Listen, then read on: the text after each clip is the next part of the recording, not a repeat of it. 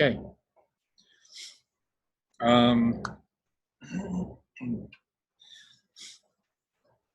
Hope everybody's doing okay. I know the days are getting longer now, and hotter. So if you guys don't have AC, please get yourselves an AC. Today, I think it's supposed to be a nice, cool day. I think we're gonna have clouds most of the day. All right, for today, I want to start with some housekeeping.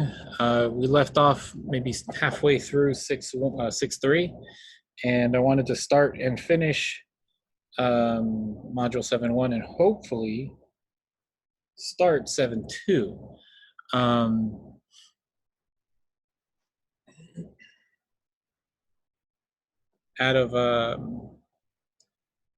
Out of all of Trig, 7.2, like basically chapter 7, is going to go pretty fast. We're going to start filling in all the gaps for the back of, if you guys remember your trig sheet. So if you guys remember 5.2,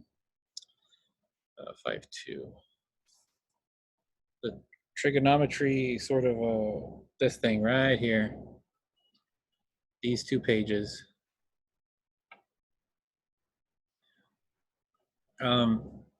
So we've been getting to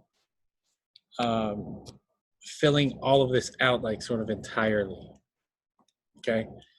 For now, right, you guys know your unit circle. You know the inverse trig stuff. We're about to finish that up, right? You know how to graph a bunch of them. Let's see, you know how to convert stuff, SOHCAHTOA, right? So we all know that front page. And we know a couple of these over here. We know the reciprocal identities, quotient identities, tangent negatives, Pythagorean, this stuff right here, right? We know all these things already. All of chapter 7 deals with figuring out the rest of these. And chapter 8, actually, these 2 down here are chapter 8. That's where we're at. We're figuring out the rest of this stuff. So, about chapter 7, it's gonna have to. It's gonna force everyone to be very resourceful, and you'll see what I mean once we get to chapter section 7.1. I am not going to make you guys memorize any of these. I don't even know them off the top of my head. Every time I freaking have to go use them, I just go look them up. That's the reason why you guys have this the printout. Okay. So if you haven't printed it out yet and haven't made it into a little trifold, let me go find mine really quick.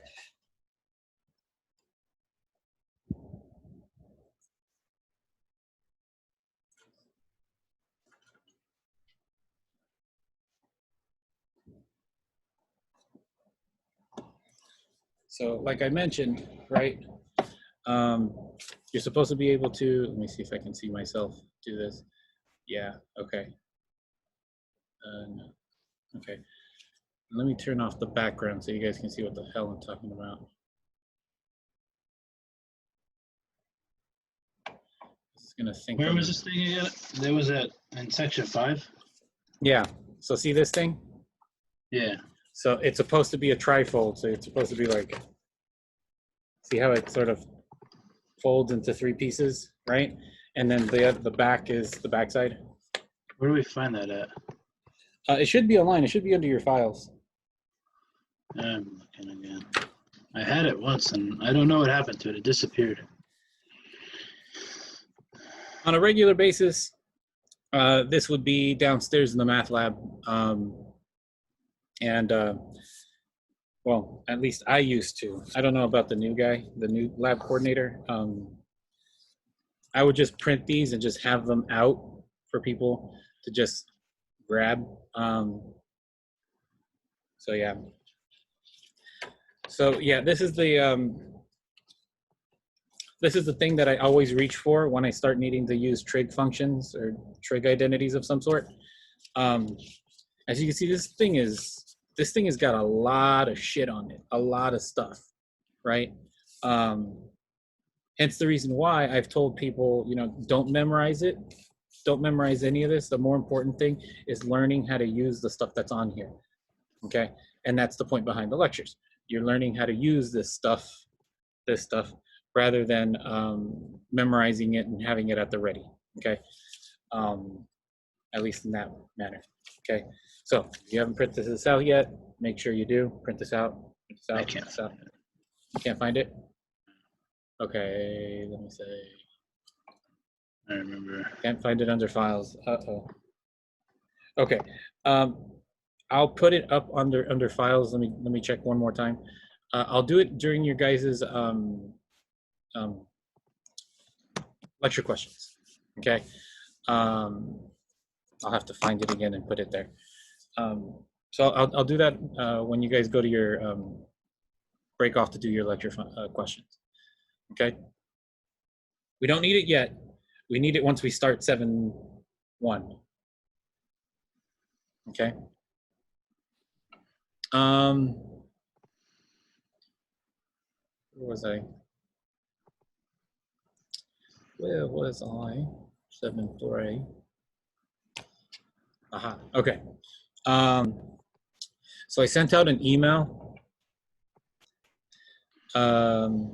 about having to sort of close out certain chapters in a sort of regular amount of time. I think material for chapters 1 and 2, I'm going to close out this Friday.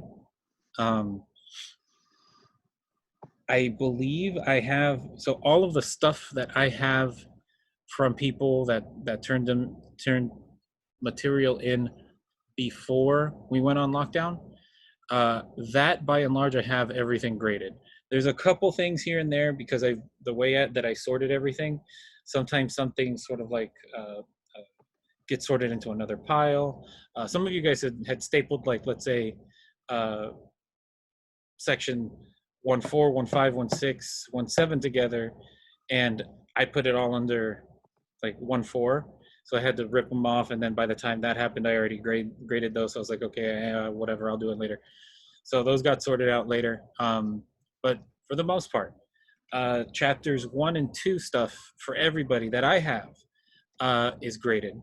And that's actually the same thing I'd want to say for chapter 3.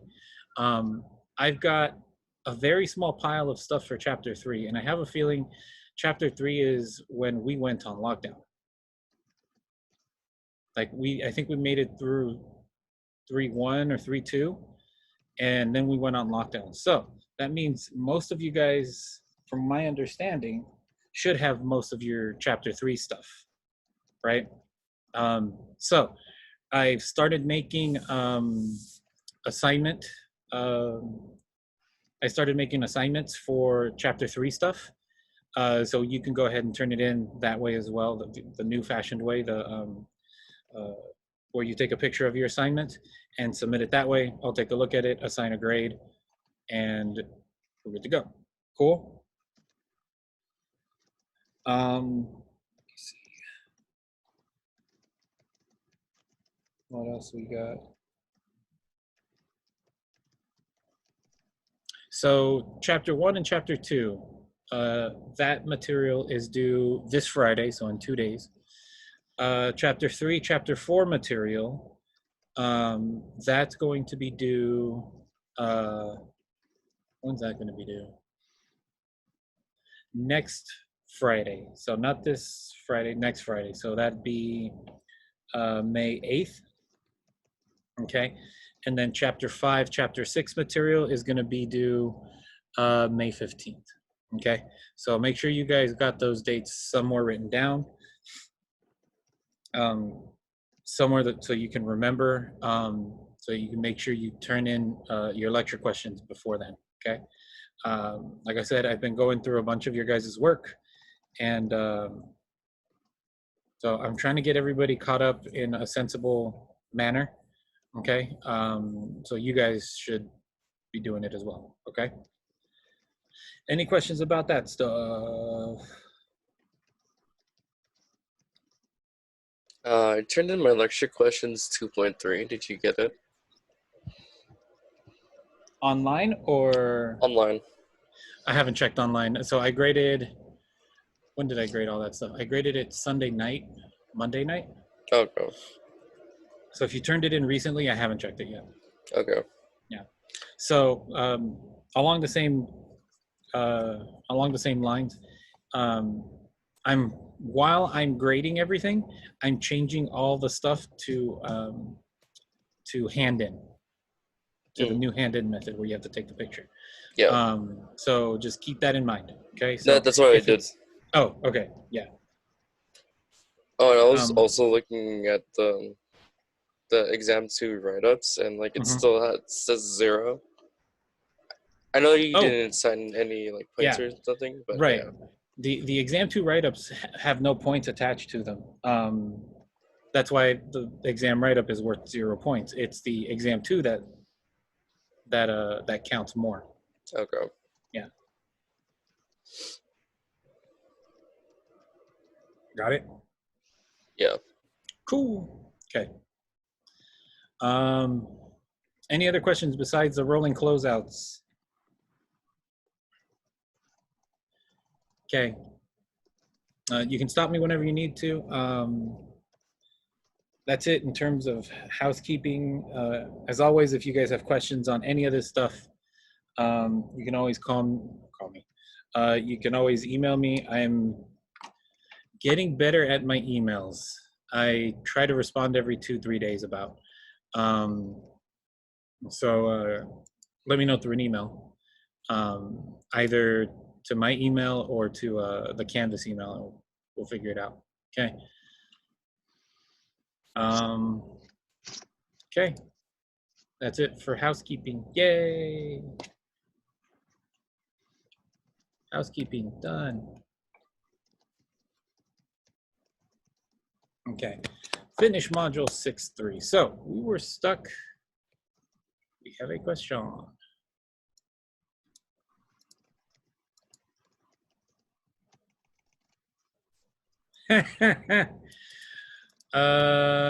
It shouldn't. That's my bad.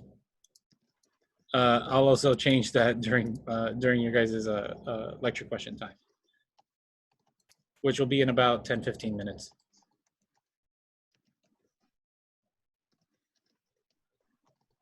Okay. Yeah, that was not supposed to happen. Okay, so we were left at trig inverses. So like I said in the last class, whenever we have something in math, if we have something, we want to have something that undoes it, right? So we, just like how we have sine, cosine, tangent, we have inverse sine, inverse cosine, inverse tangent. They have particular domains and ranges. They are sort of similar to sine, cosine, and tangent. With a little change, we had to restrict their domain so we can make them 1-to-1. So remember, an inverse has to be 1-to-1, right? So that meant only taking maybe half of the squiggle for sine, half of the squiggle for cosine, and just one squiggle for tangent. Since after that, their values repeat, right? So let me actually, I never noticed I didn't turn off my camera. There we go. So I don't cut out on people.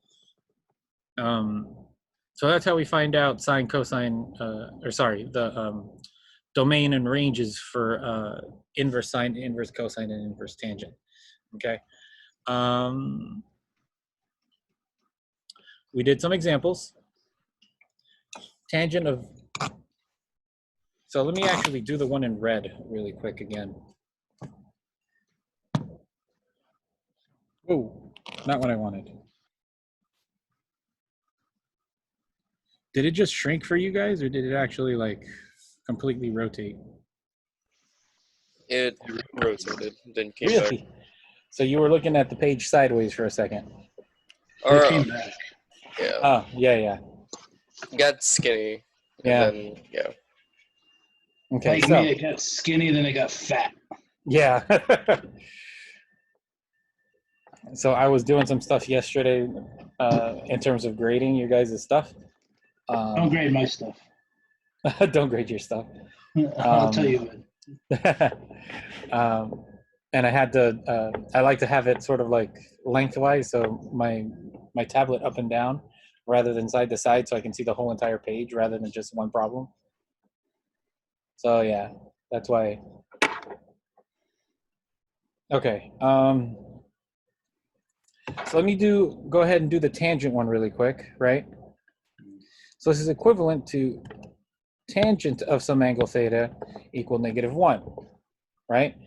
This is where we're going to use one of our trig identities where tangent of theta is equal to sine of theta over cosine of theta. So what this says, what these two things in conjunction say, right here, is we need sine and cosine to be the same, but one of them has to be negative. Either sine has to be negative or cosine has to be negative. Right? Yeah. So we go back to our unit circle. I need that. You need the... Oh, fucking A. It's in 5.2. Yeah. It's not there. So I'll put up the file, like I said, during your guys' lecture question time.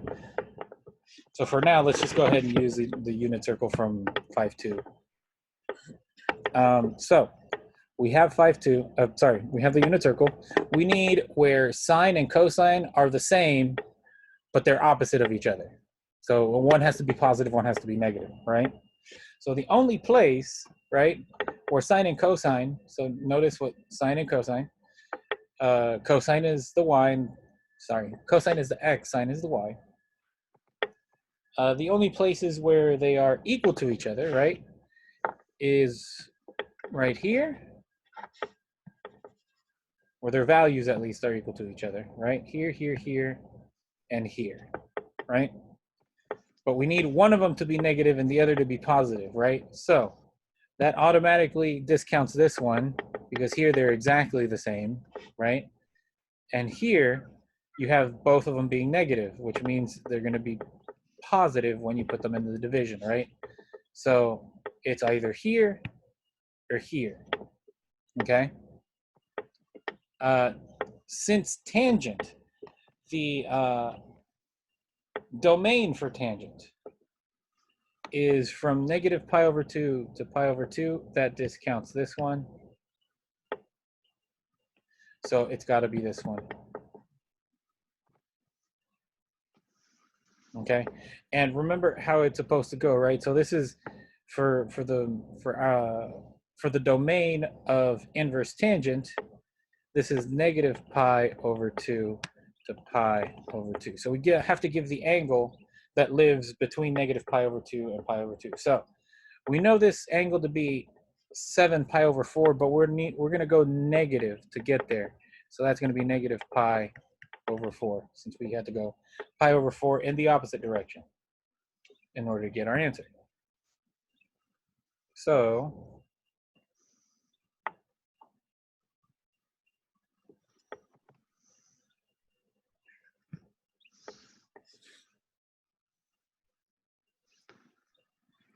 So then that means my angle theta is equal to the tan inverse of -1, which is -π/4.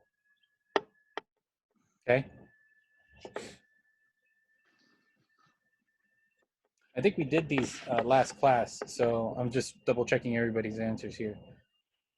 The equivalent here is cosine of some angle theta is equal to -1. So again, we're going to go back to our unit circle. Let me erase all this stuff. We can try this over again. So cosine is -1. The cosine is the x variable, right? So that only happens here.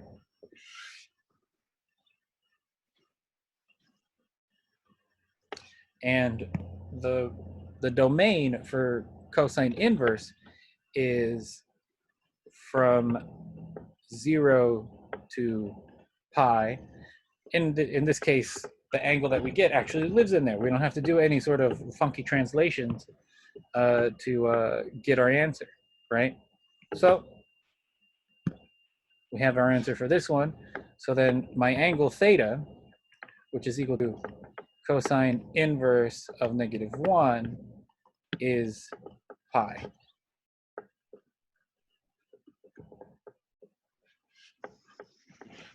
Okay. Last one. So cosine of some angle theta is equal to 1/2. Okay. 5(2). Cosine of some angle theta is equal to 1/2. Cosine is the x, right? So wherever x is 1/2, it happens right here, and it happens right here. Okay. Now again, cosine inverse, the domain for that is between, am I saying domain? I mean range, sorry. Range. The range for it,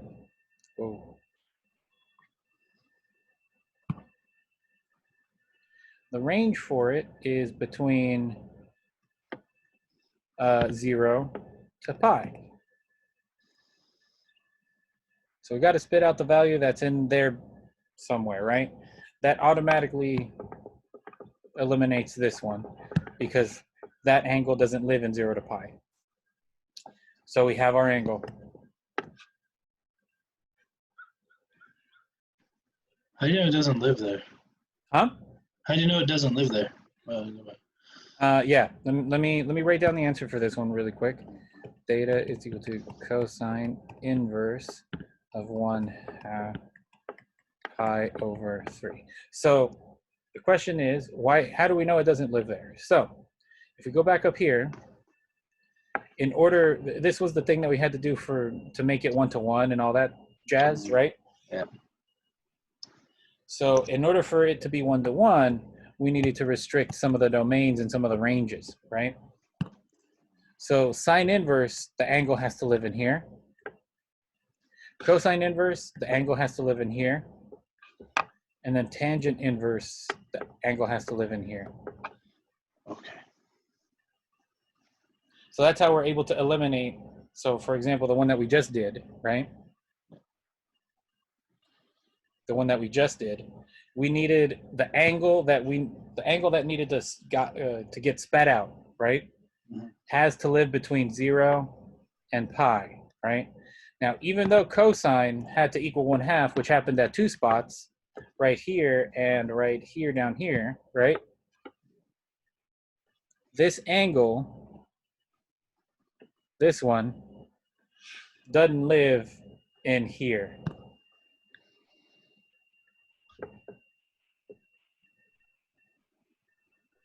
Right? So then that meant we can eliminate this one. This one could go away.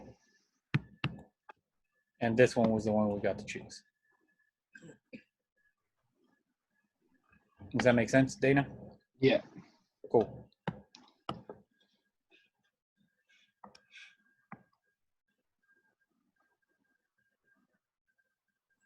Okay, like I said, you guys can stop me if you need it.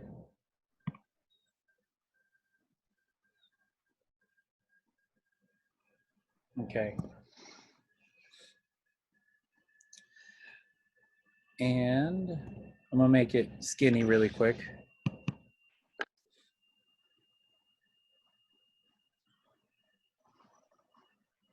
There we are. And then I'm gonna make it fat again. And hold on, you guys. I'm setting up myself for some calculator stuff. So on your calculators, let me actually share my entire screen. Okay. Does everybody see with the calculator? Yeah. Cool. Okay. What a time to be alive. Calculators on screens through the interwebs. Woo! Okay, so come on, there we go. Okay, so let me actually make this a little tinier just so we can fit it in. Okay. All of these things that we were doing up here, we can do them on the calculator. Again, we have to watch out whether or not we're in degree mode or in radian mode. We'll get two answers, two separate answers for both of those. So we have to just watch it whenever we do these things. Okay. So in order to evaluate this, I'm not going to give you guys an example for you guys to try. It's kind of pretty simple here. We're going to evaluate this, the sine inverse of 0.97, right? On your calculators, you're supposed to have a sine inverse right above sine. It's almost always for a scientific calculator. You're going to have sine, cosine, and tangent in your calculators. Usually, right above it, you have a sine inverse, cosine inverse, and tangent inverse. Okay.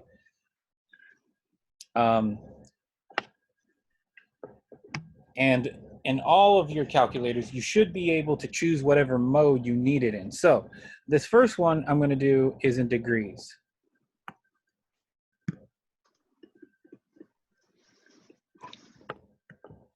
Okay, so I'm going to go to mode. Just make sure I'm in degrees. So I'm going to scroll down and then over to degrees. I'm going to hit enter. So now we know that what's going to get spat out is a degree and not a radian. Got it? So I'm going to go ahead, quit. I'm going to do sine inverse. So on my calculator, since it's a blue one, I have to hit the blue button first in order to get to it. Sine inverse of 0.97. So now I know that this is 75.93 degrees.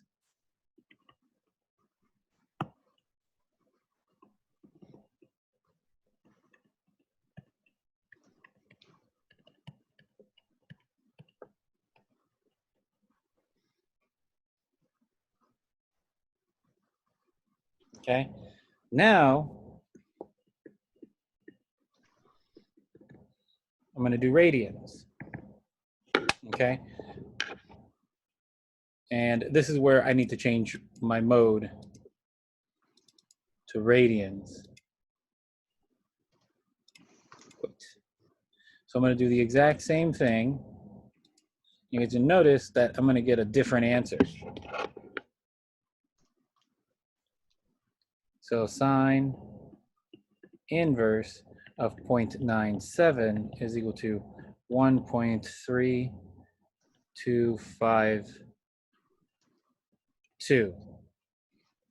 So notice in one, we get radians. So you guys know like pi over 6, pi over 4, pi over 2. Those are radians. Those are measures of how many radiuses along the circumference of the circle you go, right? And degrees is, well, the thing that you would know and love as degrees, right? Both are equivalent answers, just different representations of the same thing, okay? However, some methods require one and some methods require the other, so just make sure that you know what mode your calculator's in before you actually compute stuff, okay?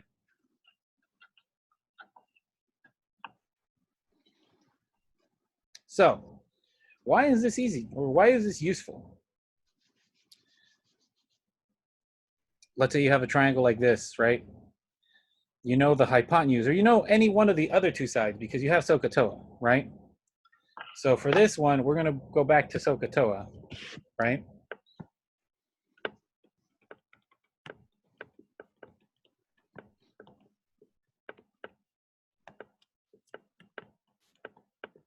We're going to go back to SOHCAHTOA.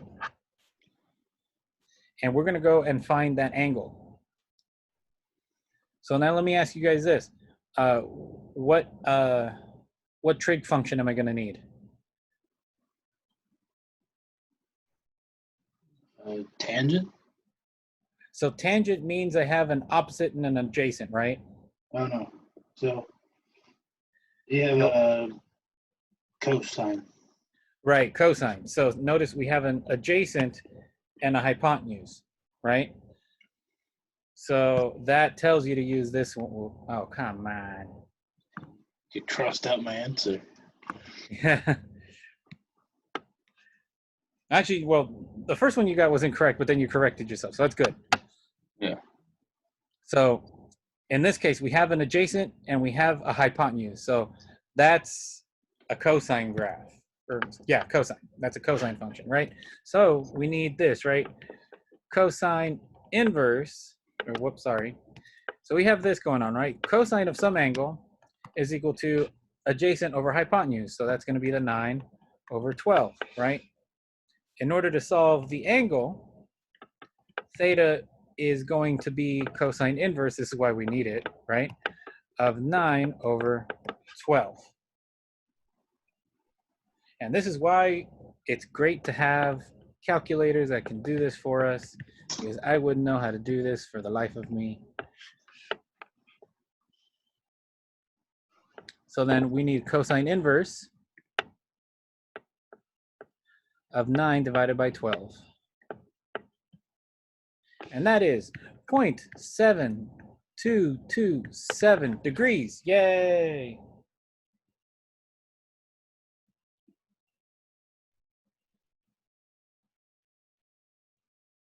Nobody's going to call me out on it. Up, we got it. We got a chat. Aha. So we use radian mode for these problems. You don't have to. You don't have to. So this is the thing that I wanted people to call me out on. I put degrees on here.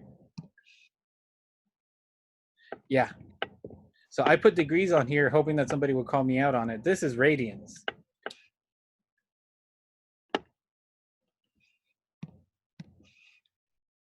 Right. So if you did radians, you would get my answer, right? So now let's go theta equal. Now we're going to go to mode, and we're actually going to go to degrees now. Right? So now we need to do the same thing in degree, 41.41 degrees.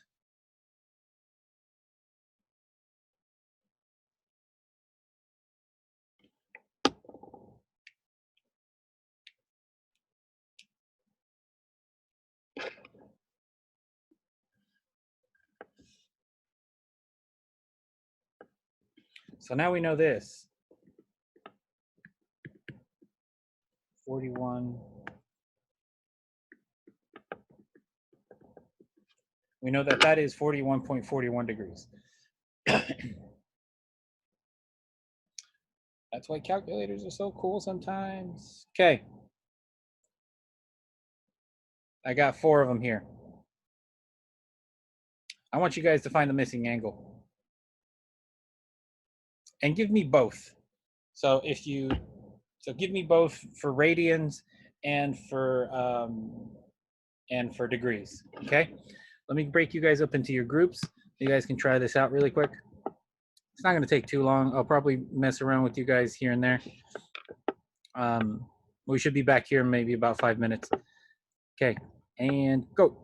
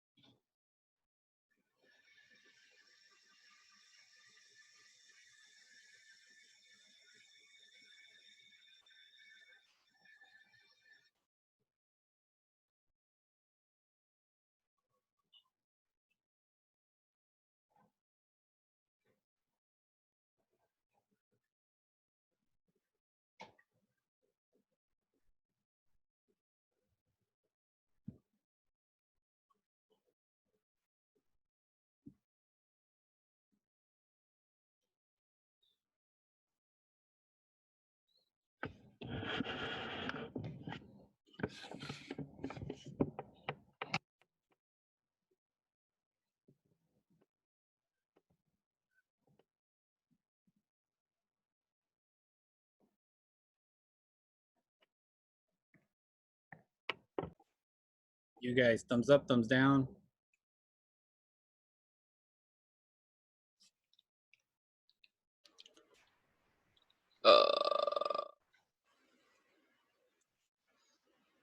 Were you supposed? That sounds about right, Joseph. Yeah. So most importantly, what function do you guys use? Sine, cosine, tangent. Sine. Sine would be the way to go. You have an opposite and a hypotenuse. Oh. Does that make sense, Jarek? Yeah, I Maybe? put it in wrong. Oh, Yeah, I got it now. I forgot which one went first because I was trying to remember it from memory and then I looked it up. well, it doesn't matter which one goes. What do you mean which one goes first? Like The degree or radian? No, the 10 and 6. Oh, that's what SOHCAHTOA is for. Yeah, I was trying to remember it in my head. I Yeah, was like, it's not working right now. it's not working right now. It's not working right now. Yeah. I woke up it was like in a panic because I thought I was gonna be late again. And I looked at my phone. It was 6 o'clock. I'm like, I can go back to sleep. Gotta go back to sleep. Yeah. Yeah, that happened to me last Thursday. So on Thursday and Tuesdays and Thursdays, I have lab hours, and I'm supposed to be on my computer at 8 a.m. Jeez. Yeah. So I've been getting a little trigger happy with my snooze. So I would so what happened on Thursday was I woke up at the right time. So I usually wake up at like around 7, like 6:45, 7 o'clock in the morning. But so my alarm was the thing that woke me up. But the bed was so comfy. So I was like, I'll snooze for another couple minutes. And I snoozed all the way up to 8:05.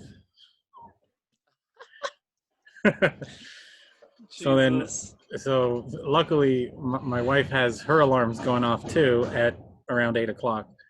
So she kicked me. It's like, hey, you're supposed to be up. And I was like, no, I'm not. It's oh my god, shit. So I got ready really quick, and like in 2 minutes I was online. So thankfully that's what happened. All right, let me go mess with some other groups. Okay. Thumbs up, thumbs down, thumbs middle.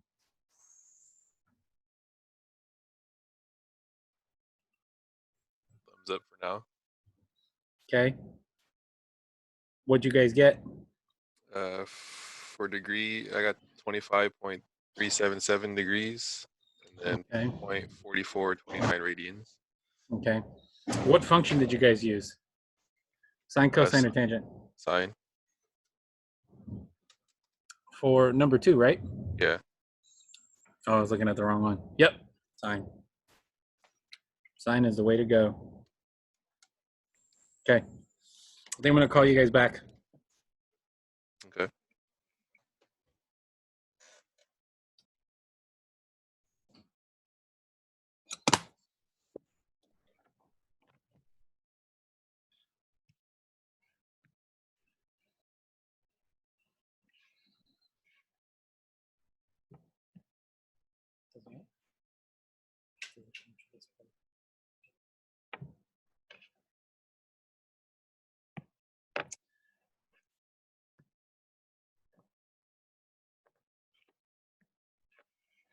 All right.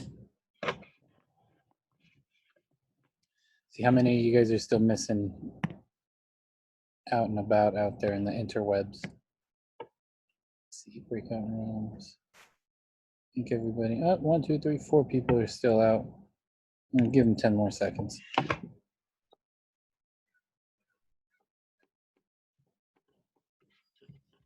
I think we're all back. All right. First one. What'd you guys use?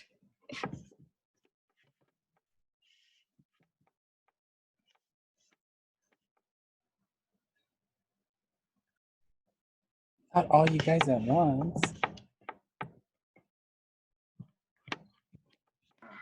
For the first one, Yeah.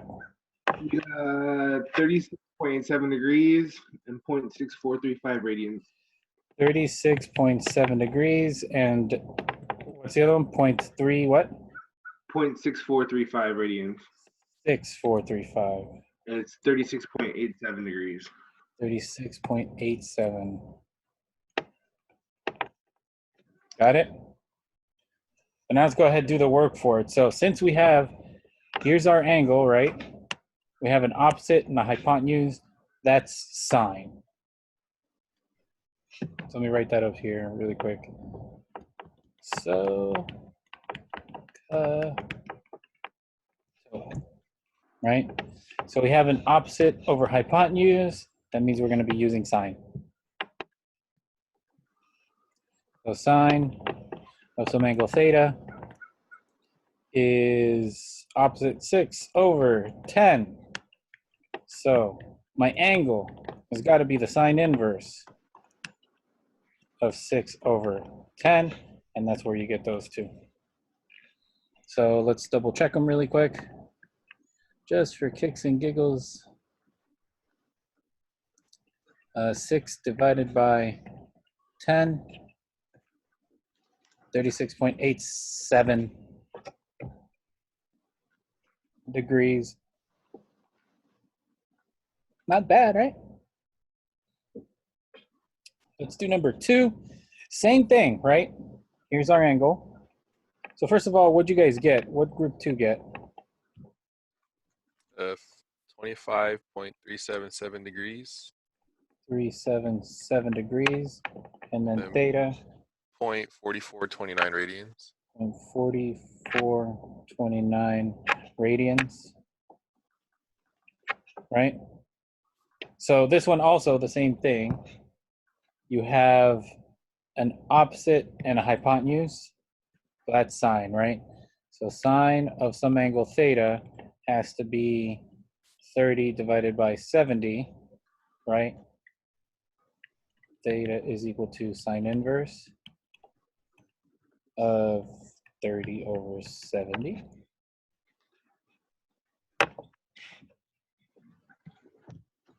So sine inverse of 30 divided by 70. Boom. 25.377. I like it.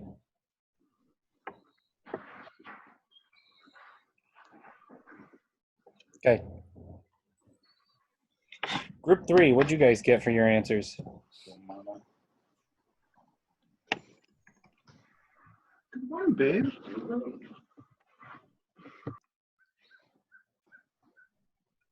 Did anybody from group 3 get an answer? Hang on. Hang on. No. Yeah. No. Yeah. I'm not group 3. I don't know what group I was.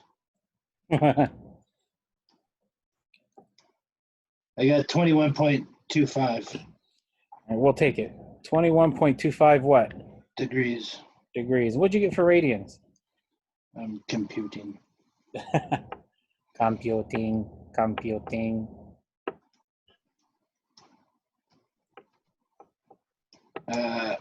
0.3708. All right. Dana, what function did you use? Sine, cosine, or tangent? Tangent. Why tangent? Because I have an adjacent and an opposite. Yep. So that tells you use tangent. You guys see how this works out? That's why SOHCAHTOA is pretty neat. So tangent of some angle theta has to be opposite 7 over the adjacent 18. So theta has to be tan inverse of 7 over 18. So same thing, tan inverse, 7 divided by 18, 21.25. Done.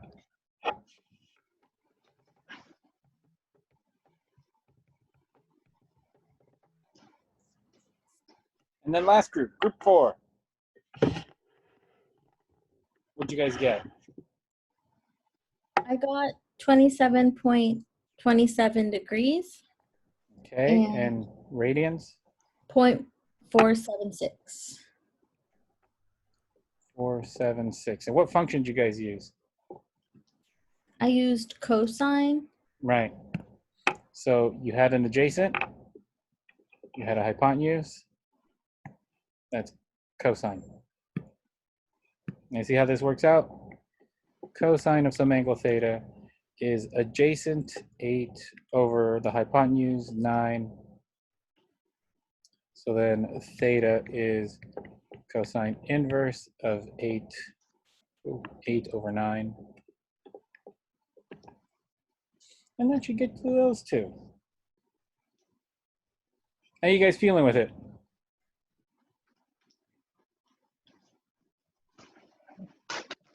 What the? So,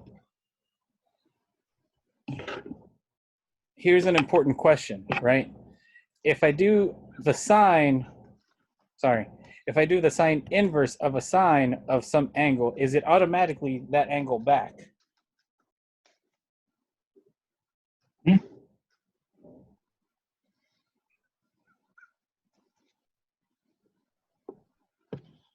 Yes, say again. Say again, yeah, say again. Yes. So if I do the if I do the inverse sine of the sine of an angle, do I get that angle back? So does sine inverse absolutely, hands down, undo a sine? Yes. We have somebody saying no and somebody saying yes. So the actual, we have somebody else. Let's see. Is there a tiebreaker? Somebody says yes. Somebody says yes. So it's 2 yeses and 1 no's. So actually the answer to this is no. So remember, right? Sine inverse, right? The range for sine inverse is negative pi over 2 to pi over 2, right?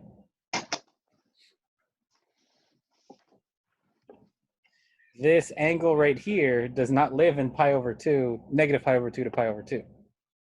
It actually lives a little past it, doesn't it?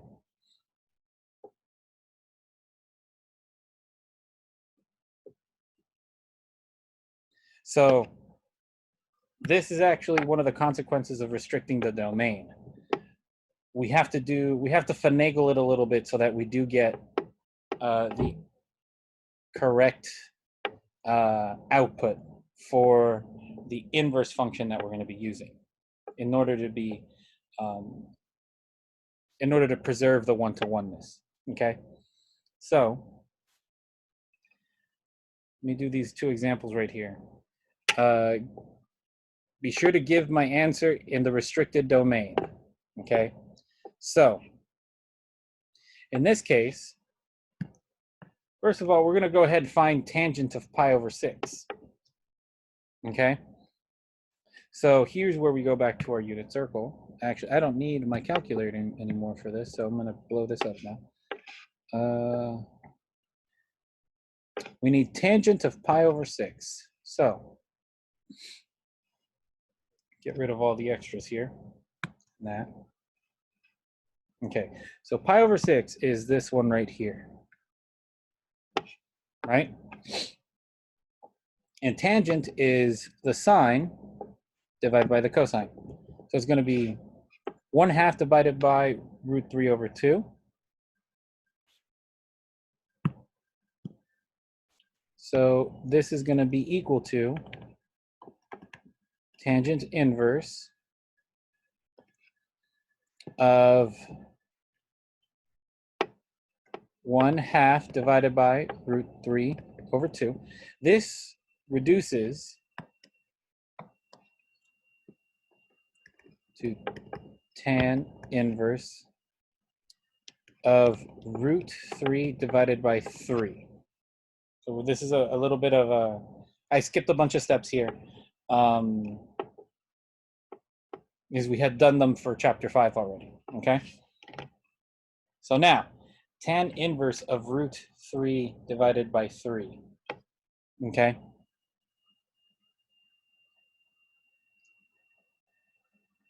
So notice that this thing right here happens here, correct?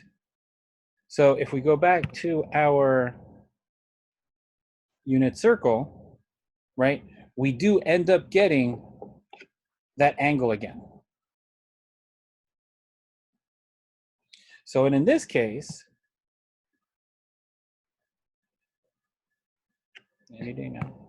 okay. In this case, we do get the same angle that we wanted from the very get-go. So in this case, it works out exactly how an inverse should, right? You take the inverse of the certain thing, you get the angle back, okay? Now, this one. Sine of pi over 6. Okay, so now here's what we need to keep in mind, right?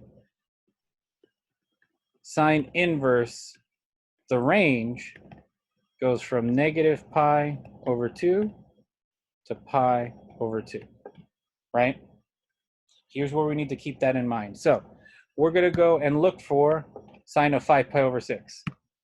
We're going to go to our unit circle.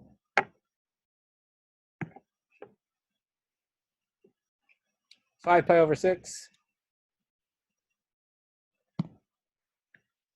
The sine of it is the y, so that's 1/2.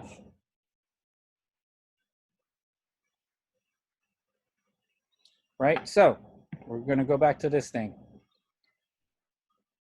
So now we know that this is equal to, this is equal to sine inverse of 1/2, right? Now, this is where this comes into play. So we need to look for sine inverse of 1/2, but it needs to exist in negative root 2 to root 2. Sorry, negative pi over 2 to pi over 2. So we're going to go back to our unit circle.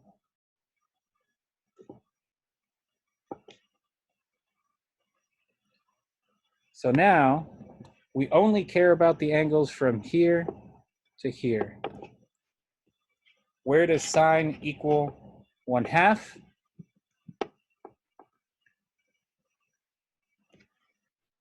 Right there.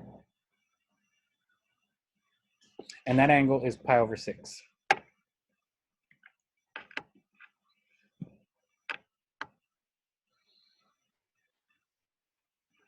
So this is one of the ones where,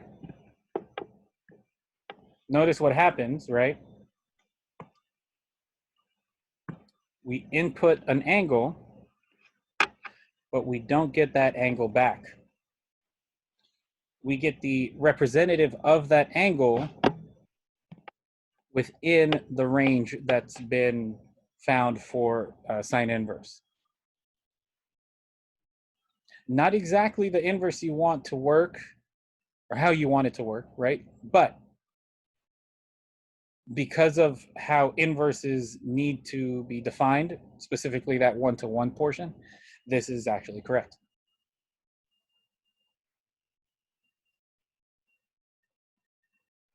Okay? It's all about where sine inverse spits out its value. Okay? Got it? Okay, so I've got a couple of examples here for everybody to try. I'm going to throw you guys in your groups again really quick so you guys can try these out. Okay? And I think this is this it or not yet? Almost. We're almost there. Okay, so I'm going to break you guys up into smaller groups again. Your group number tells you which problem to do, okay?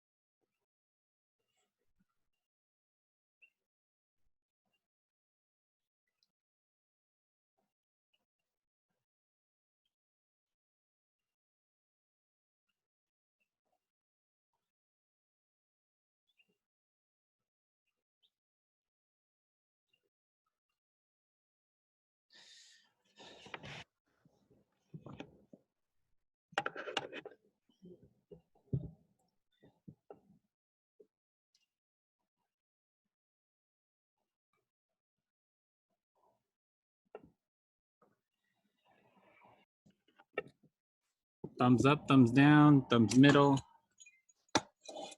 Easy to follow along. Hard to follow along.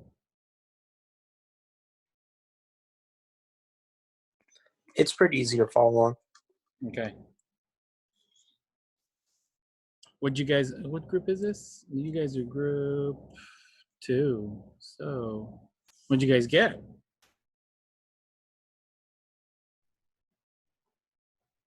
Have you guys not gotten there yet? I didn't get there yet. I'm almost there. Okay. Okay. I'm gonna go mess with another group. Just checking up on you guys.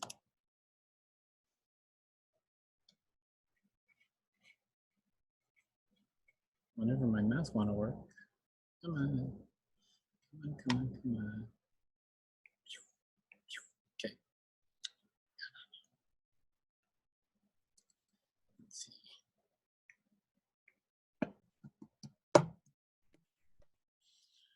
Thumbs up, thumbs down. You guys hate my guts yet? I'm pretty sure that's already been established. Yeah. Yeah. I got pi over 3. Huh? I got pi over 3. Was I supposed to? You got pi over 3? Yeah.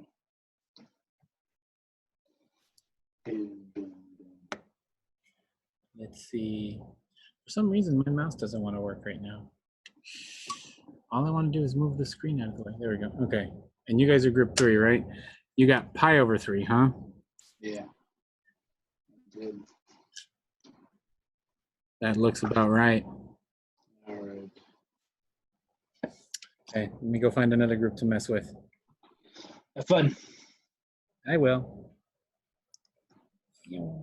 Thumbs up, thumbs down. Thumbs middle. Thumbs to the window. Thumbs to the wall. I'm not gonna sing the rest.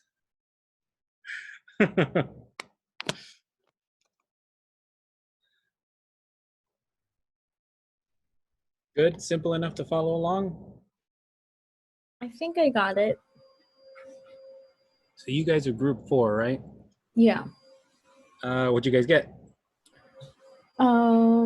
I got pi over 3. Yep. Okay. Pi over 3. So you just find one first, the one in the middle first, and then you use that to find The the. cosine of inverse. Yep. Okay. Got it. Okay. I'm gonna call you guys all back. Seems like you guys got this.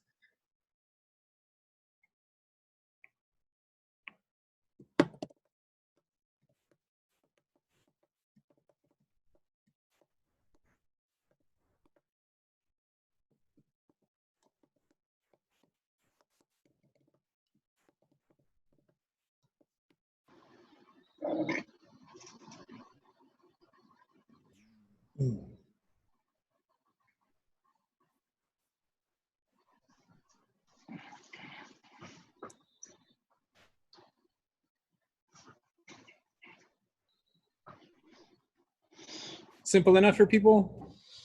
No. No. Well, we'll cover them all right now. Okay. Let's get some answers for them. You guys see how this stuff all works out? After this, there's one section left for examples, in terms of examples, sorry. And then after that, I let you guys go for some break time and some group work time.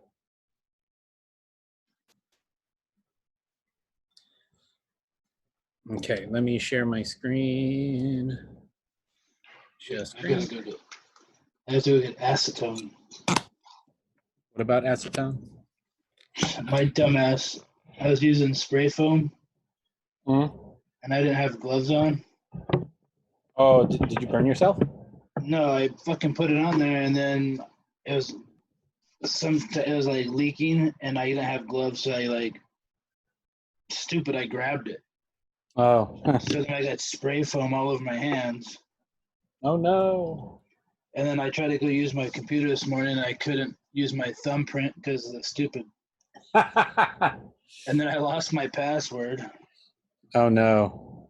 So So now you have to wait till that So I stuff have comes to- off your thumb then. yeah. So I'm sitting here trying to scrape it off my thumb. Yeah. That sucks, yo. Imagine if that happened and you had all your important stuff saved on your phone or something. I can't use my thumbprint on my phone or anything. So this. Yeah, so like you can't check your bank statement on your phone. You can't check your. No, I can't do that either because I lost my password to my bank statement. Oh no. Like, I'm just thinking for myself. I have like all my credit cards, all my bank accounts, and all my other accounts linked up to my phone, and they all allow the thumbprint to let me in, so I can check on it. So I wouldn't even be able to check that if I didn't have a thumbprint. Yeah, it sucks. Yeah. All right. Let's go ahead and get started with these three. So this one is actually the number one is actually pretty simple because it pops out in the same range as sine inverse, right? So we're going to go to our unit circle. Sine of pi over 3. We're looking for sine, so root 3 over 2. Right? So, whoa, not what I wanted. Sine inverse of root 3 over 2. Now, we need this thing, the output of, I love it when my tablet does that. We need the output of this thing to live in negative pi over 2 to pi over 2, right? And thankfully, pi over 3 does that, so we get pi over 3 back. So in this case, sine and sine inverse work as you think they would. Right? Now, the next one, sine inverse of sine of 2 pi over 3, right? So we need to find this thing first. Sine of 2 pi over 3. Let's go to a unit circle. Sine of 2 pi over 3. 2 pi over 3 sine. Boom. Root 3 over 2.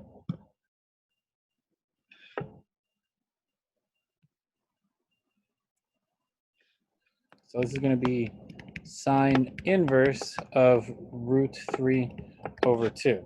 Now, here's where it actually does happen. We need the output of sine inverse to be between, right, negative pi over 2 to pi over 2. We need this to happen. It needs to exist somewhere in there. So we need to find the equivalent root 3 over 2, but it has to be in here. So back to our unit circle. And that happens, so we need it to be somewhere from here to here for sine, right? And that happens right here. That's pi over 3.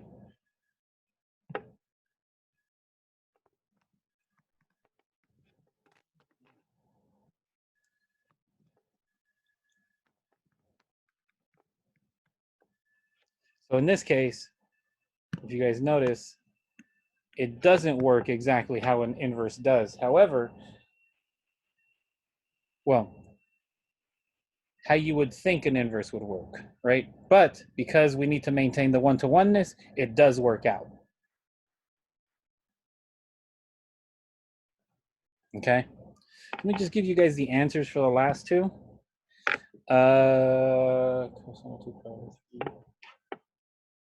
This one should actually also be 2 pi over 3. And this one should be pi over 3.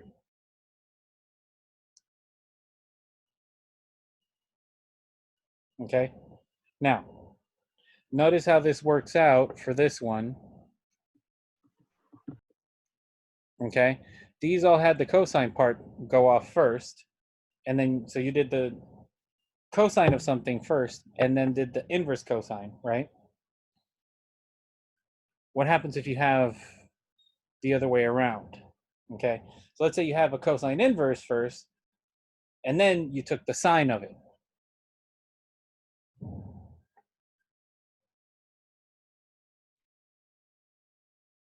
Okay, so this is the one, this is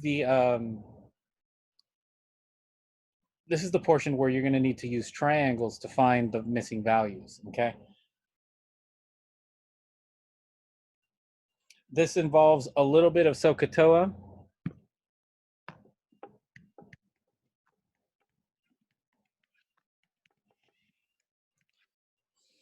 This involves a little bit of SOHCAHTOA. It involves a little bit of your unit circle. No, not really. No, mostly SOHCAHTOA.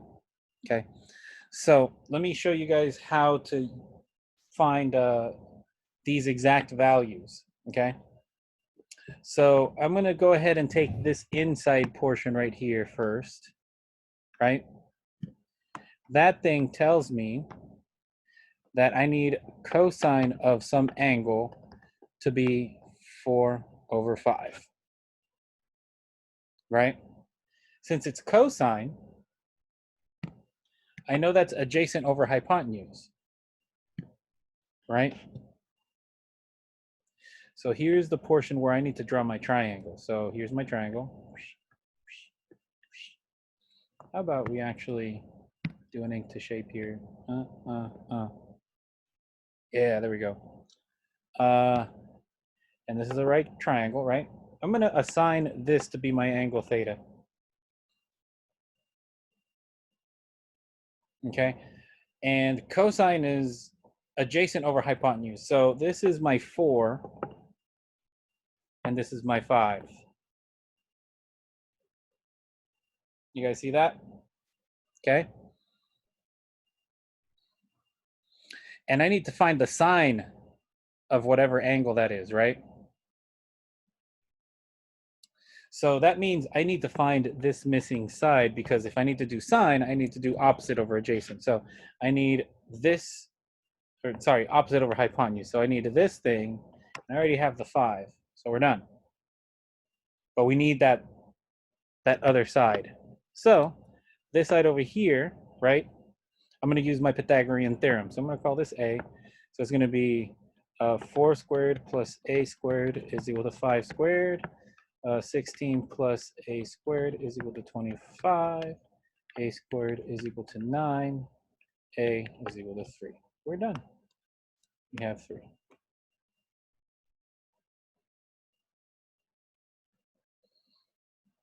Okay, but now we can actually solve the rest of this. We needed the sine, right? So that's opposite over hypotenuse. So we are basically done at this point. So sine of the cosine inverse of 4 over 5 is equal to 3 over 5.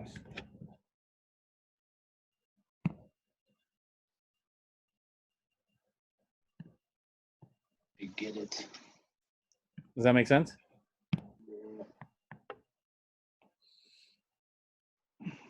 It's sort of following your nose, right? Sort of following your nose. So probably a bit longer than you're used to, but it's not too far-fetched. Okay, next one. Tan inverse, sorry, sine of tan inverse of 7 divided by 4. So I'm gonna, just like I did before, I'm gonna grab just that portion, right? And I'm gonna turn that into my angle. So that means tangent of some angle theta is 7 divided by 4, right? So I go make my triangle.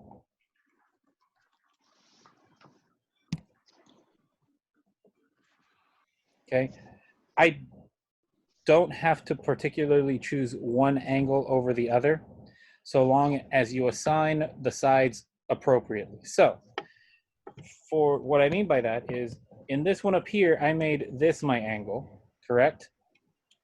I'm gonna, just for kicks and giggles, this is gonna be my theta up here.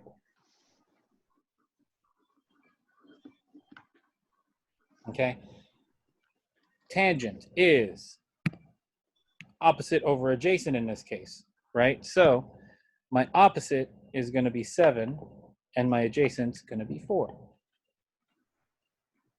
So I need sine of it, so I need my hypotenuse now, because that's the only thing that's missing, right? So that means I need to find this thing.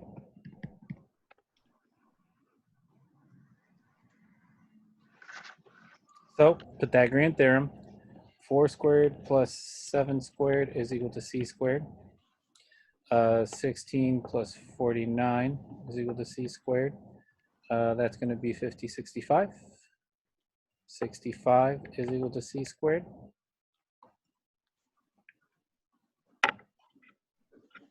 So then c is equal to the square root of 65. So now we know what that length is over here. Square root 65. And now I need sine of it, right? So sine of tangent inverse of 7 divided by 4 is equal to, sine is opposite over hypotenuse. 7 divided by square root of 65. And we are done. That's easy. Huh? That was easier than the last thing that we covered. Yeah. Sure.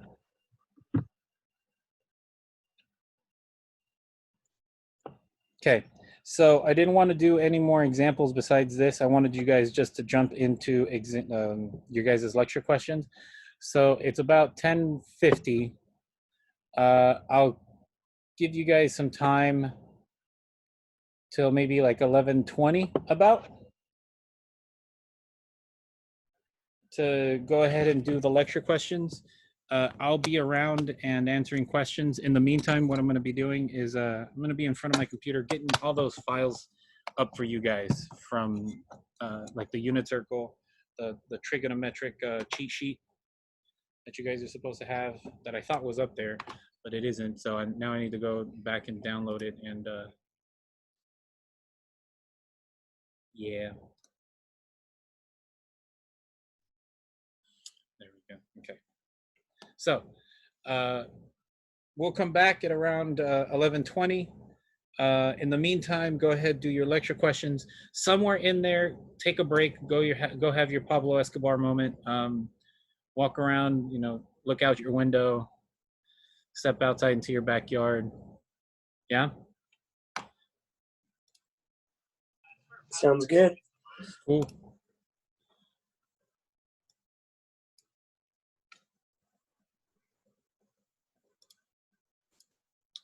Chat question.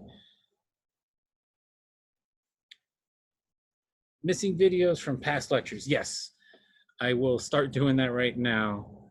Hopefully it'll upload fast enough. I thought that happened already, but like I said, sometimes it just doesn't want to do it. Let me see, copy, can I paste it here? Paste? No, it does, okay. Copy, paste. Okay. Okay. 4:15. Oh crap, that's pretty old. That means they haven't been uploading for the last couple of weeks. Oh my god. Okay. Let me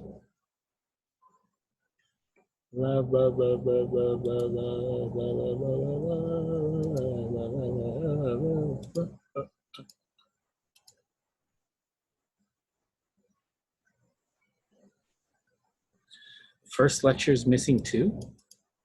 Really? I thought that one went up already. I'll double check it.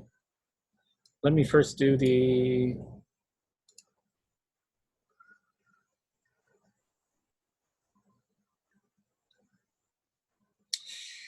course notes.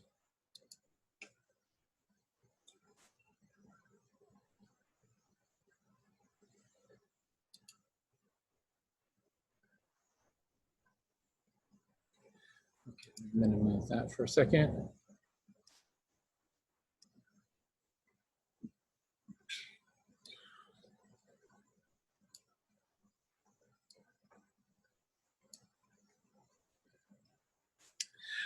Okay.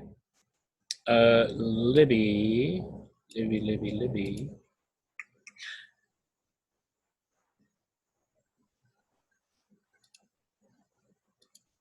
If you're still here.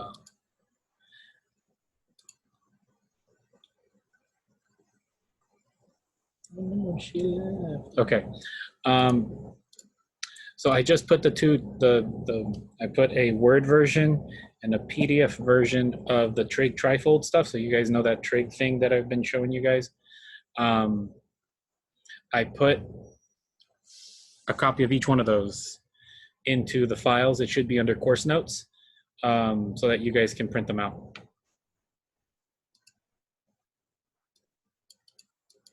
.316 and 318 are missing. What? Me.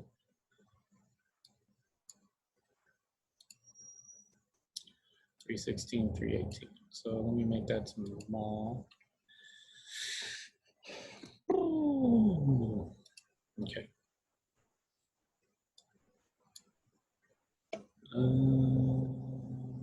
YouTube.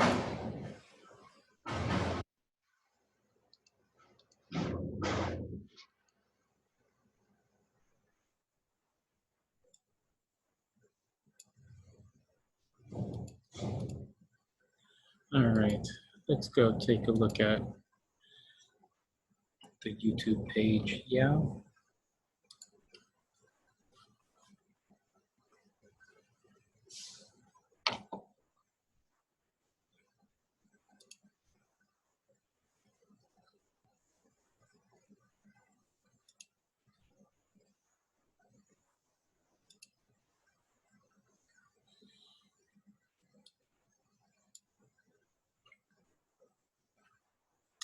No, 316 is there, and 318 is there.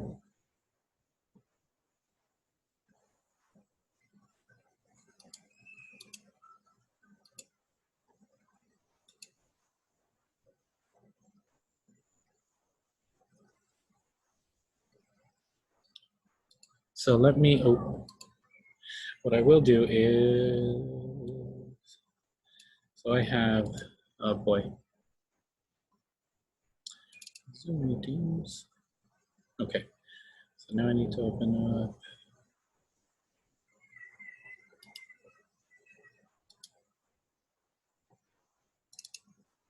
Holy.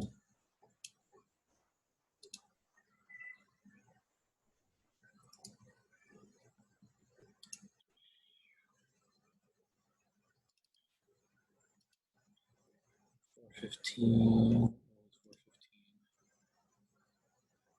That was for Wednesday. So 20, 22, 27, 20.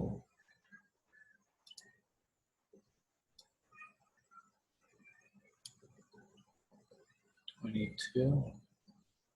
22 was your exam, wasn't it? Oh no, it's here. And then 27.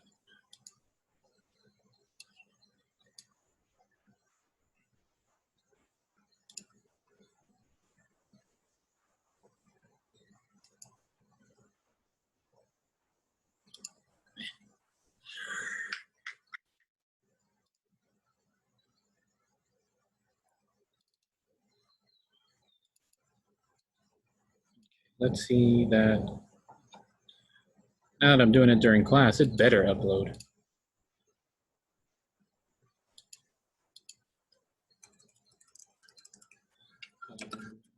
Run.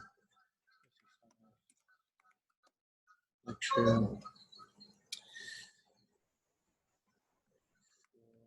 20. 20.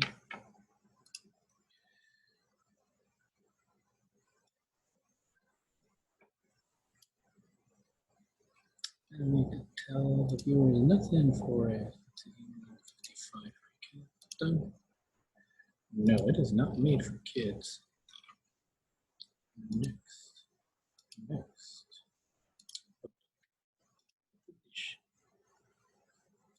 Chat box.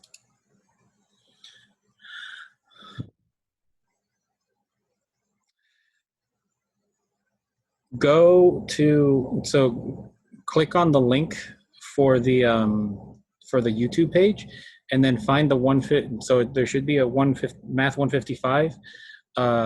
Click view entire playlist, because it's in the playlist.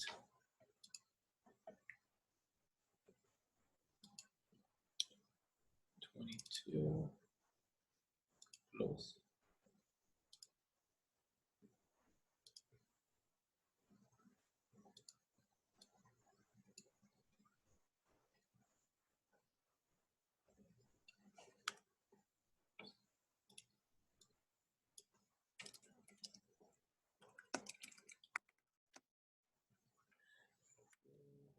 Two, 20.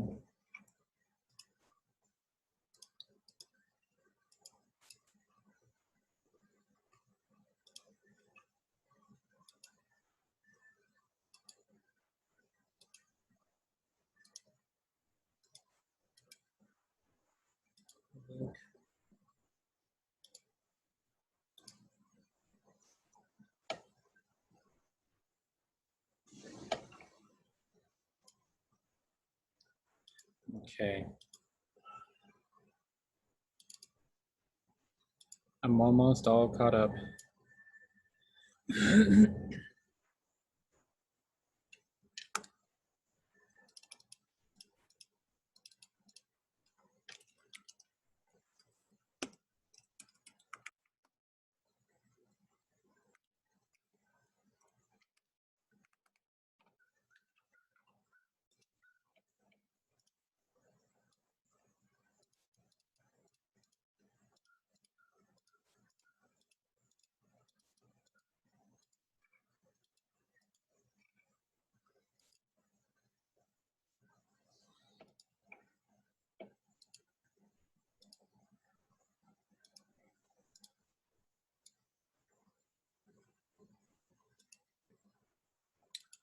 Link.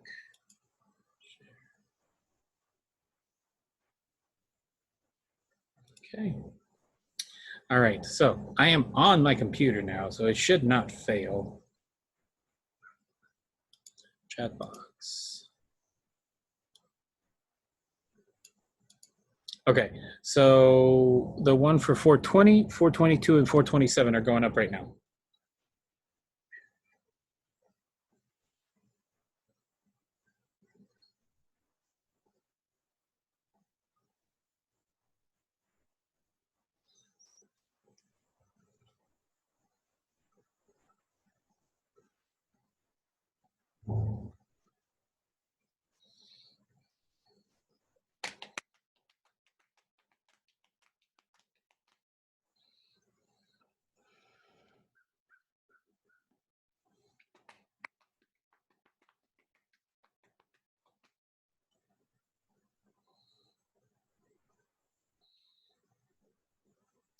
Okay, I'll be right back.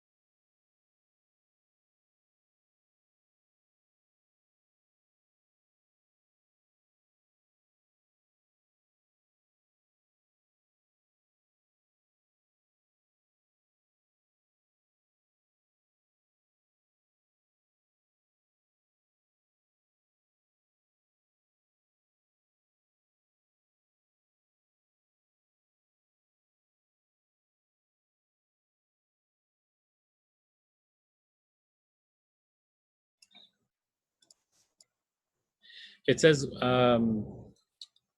Mohammed, the one for 420 is up already.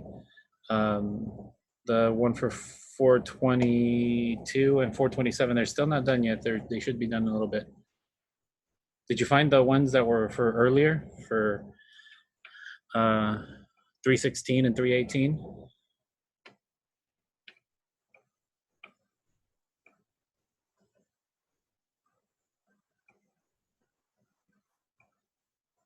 Yeah, okay, awesome.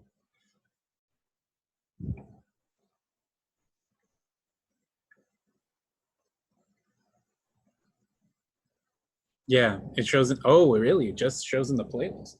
Yeah. Since I have the three other my two other classes, they also need a playlist. So all the pre-cal ones are in one playlist. All my intermediate algebra ones are in another, and my statistics are in another. Always go through the playlist.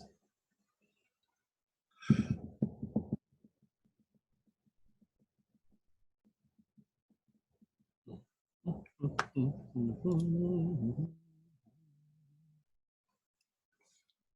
I'm not hooked up. I've got no power.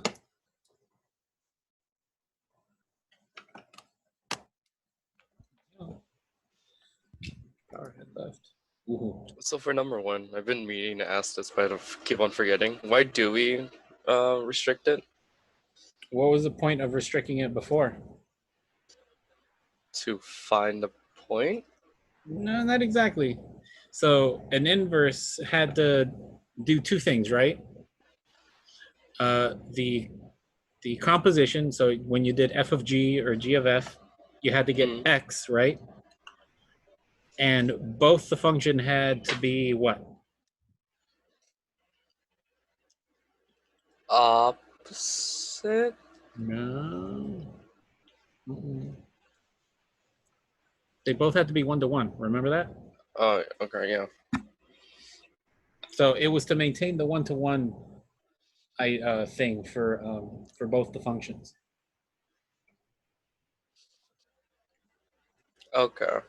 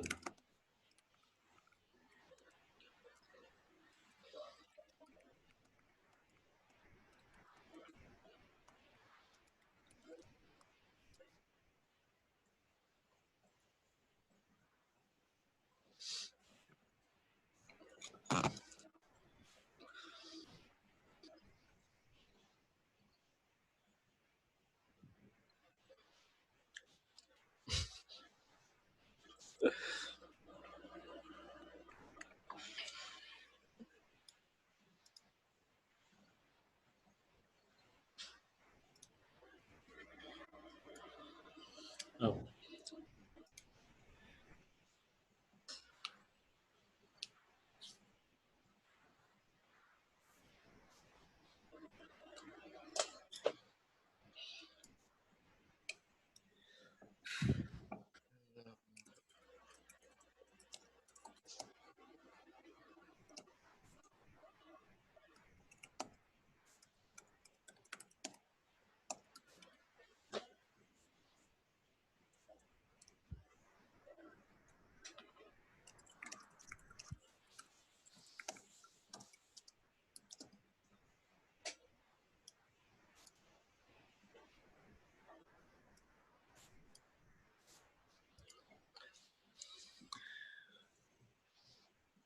What files did I upload?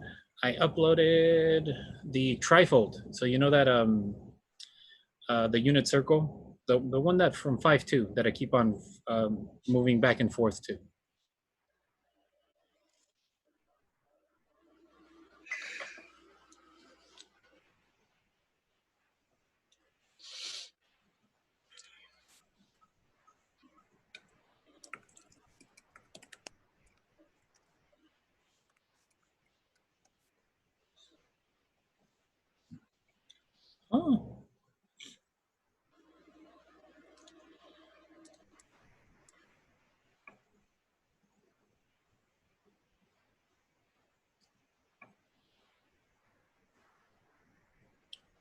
That's annoying.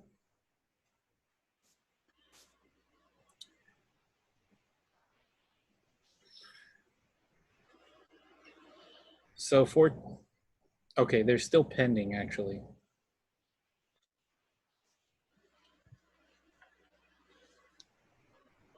Give them a little bit more. It says it has 4 more minutes left, Mohammed.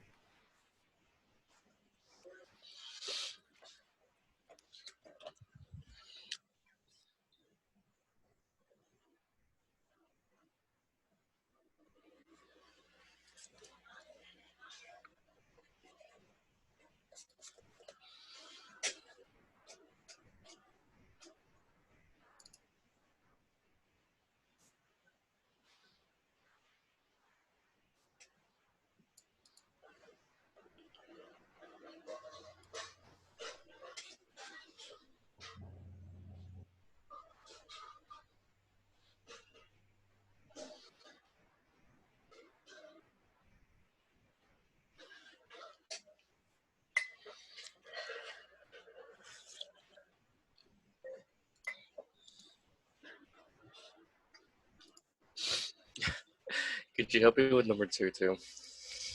Which one? Number 2. I don't get it. Is it because like why are they not equal to negative pi over 6? Is it because like it like the negatives cancel or something? I don't know. No, nope. The range of cosine, Mm-hmm. right? What's the range of cosine? I don't remember. Well, go look in your notes. It's up there. Uh, It's what, page 3, 4? No, 2 of this section. 1. Page 1. Oh. Am I sharing my screen? Yeah, right. It's this stuff. 1 to negative 1 to pi. Oh, range, shoot. range. I was like, oh.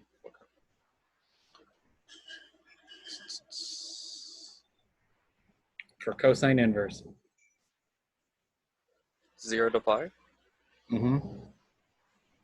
Does negative pi over 6 live in 0 to pi? Negatives? No. Nope. So there's your answer. Okay. It has to live in the range. Okay.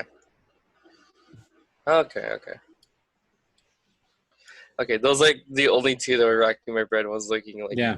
through all of them. Oh, if those are the ones that are racking your brain, then No, because And the rest I is don't know how harder. to explain it. I know everything else. It's like I don't Yeah. know how to explain. Yeah. Yeah. Okay. Okay. Keep going. Keep going. Thank you.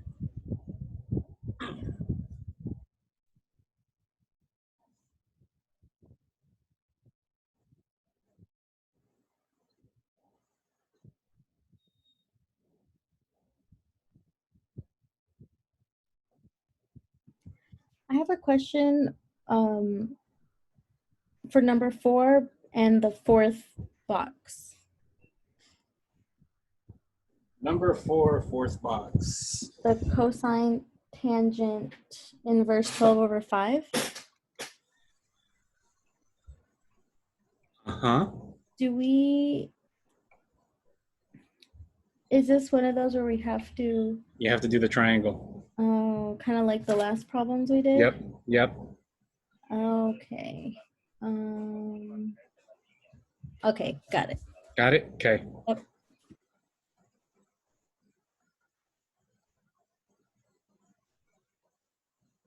So if it doesn't, if we can't solve it with the unit circle, we would have to do one of the draw the triangles out. Right. Okay.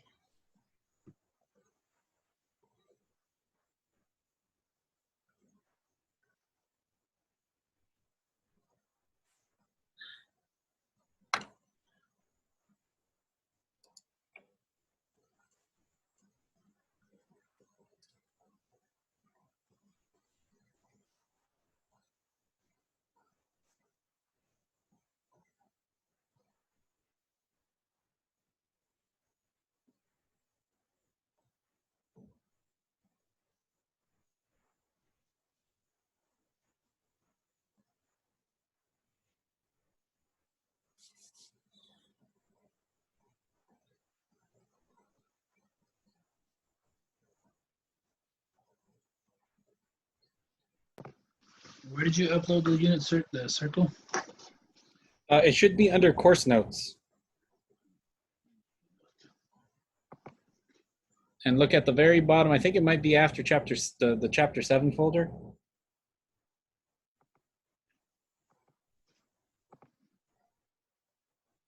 Under your files.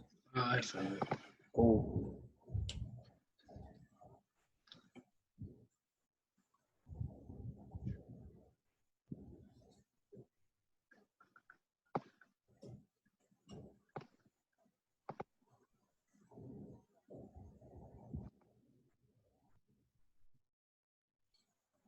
Like I said, if you guys haven't done so yet, make sure you go and print that thing out.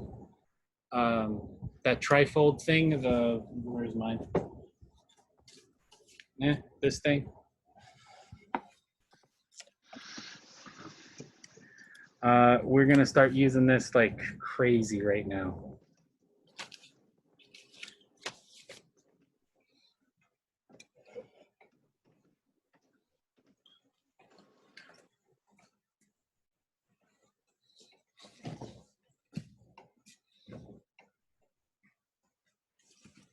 I need to have myself my Pablo Escobar moment. I never did. I'll be back.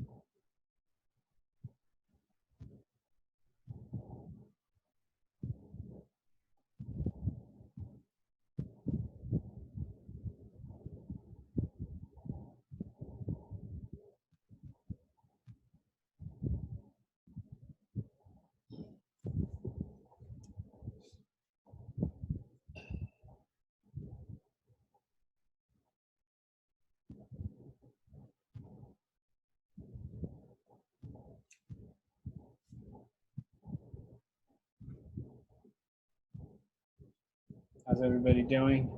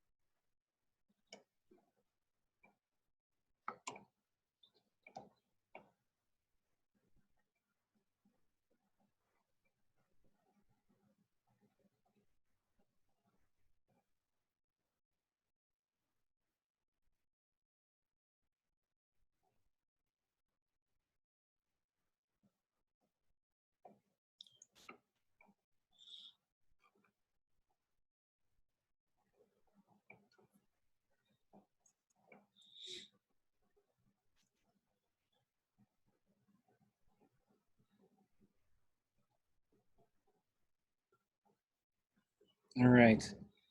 You guys ready for 7-1?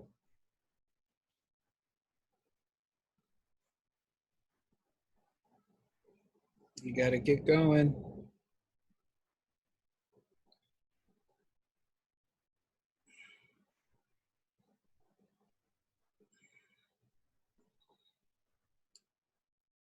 All right. 7-1.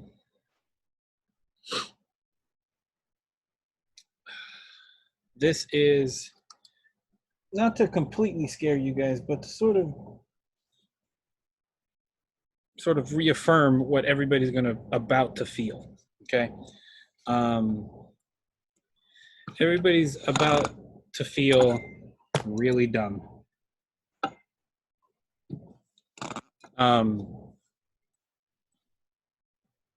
And I say that because that's what this upcoming section is going to do. We're going to be doing solving trig equations with identities. So first of all, what we're going to do is we're going to cover identities itself. The heck do identities mean, and how we use them to solve trigonometric equations. So this chapter is actually pretty heavily used if you ever are going to go into one of the harder physical sciences. So chemistry, physics, engineering, computer science, one of those bigger, harder ones, right?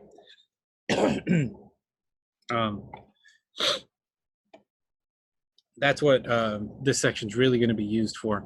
For example, in physics, there's going to be repeated, once you get into what's called electromagnetism, there's going to be repeated use of sines and cosines and tangents because electricity in some ways behave like sine and cosine functions. So in doing a bunch of this math for electromagnetism, right, you're going to have a bunch of sine and cosine things floating around, and you would want them to reduce down to a simple trigonometric term, right? So a lot of the stuff that we're going to do has to deal with that, at least the underpinnings of it, right? I'm not going to give you guys the hardcore examples for them, but you'll see what the heck, the basis comes from. We'll let physics take care of the sort of the applications for them. Okay, so the first thing I want to do is I want to cover what a trig identity is. It's an equation that holds true for any value you put into them, right? So as a beginning example, right, I've got a bunch of equations here, right? I'm going to compute some of these. So for this one, right, for the very first one, for A, we have 3x is equal to 2x plus 2 minus 2 minus 2 x. So then x is equal to 2. So notice the left-hand side is equal to the right-hand side only when x is equal to 2. It doesn't work for any other number, right? So this is not an identity.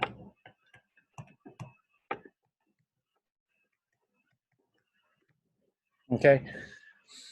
However, for the next one, so we have 3x is equal to 3x, so x is equal to x. This one's true. This is an identity. This works for any number, x, right? 3 is definitely equal to 3, right? 5 is definitely equal to 5. I know this sounds very redundant, and you're like, well, yeah, duh. But there's a point behind it, right? So then let me do the next one, right? Minus 2x, minus 2x, minus 1, minus 1.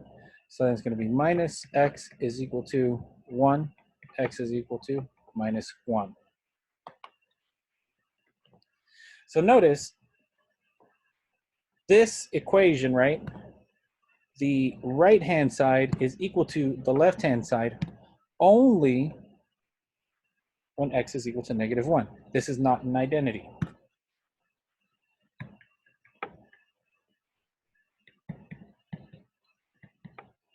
Okay, now I want to take a look at these two right here. Okay, one of them looks unfamiliar to you guys. We'll prove it. Well, not exactly prove it. I'll present it to you guys formally in I think in this chapter actually. But the second one should look pretty familiar.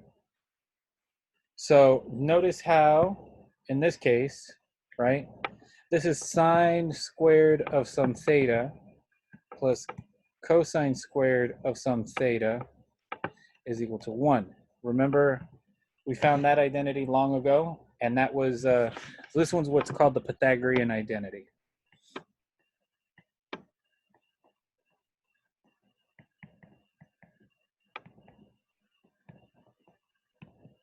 Okay, and if you guys remember how this went, right, the way that this was proven was we had a unit circle, right? And for a unit circle, if you had a point, right, you had the x and the y, so this was x, y, but this was also a cosine of some angle theta and sine of some angle theta, right? And this radius right here was always 1,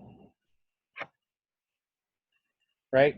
So if you used Pythagorean theorem on this triangle, you got x squared plus y squared is equal to 1 squared, which is 1, okay? The more important part was interchanging these two things, this and this, right? Instead of using x and y, you use cosine theta and sine theta, right?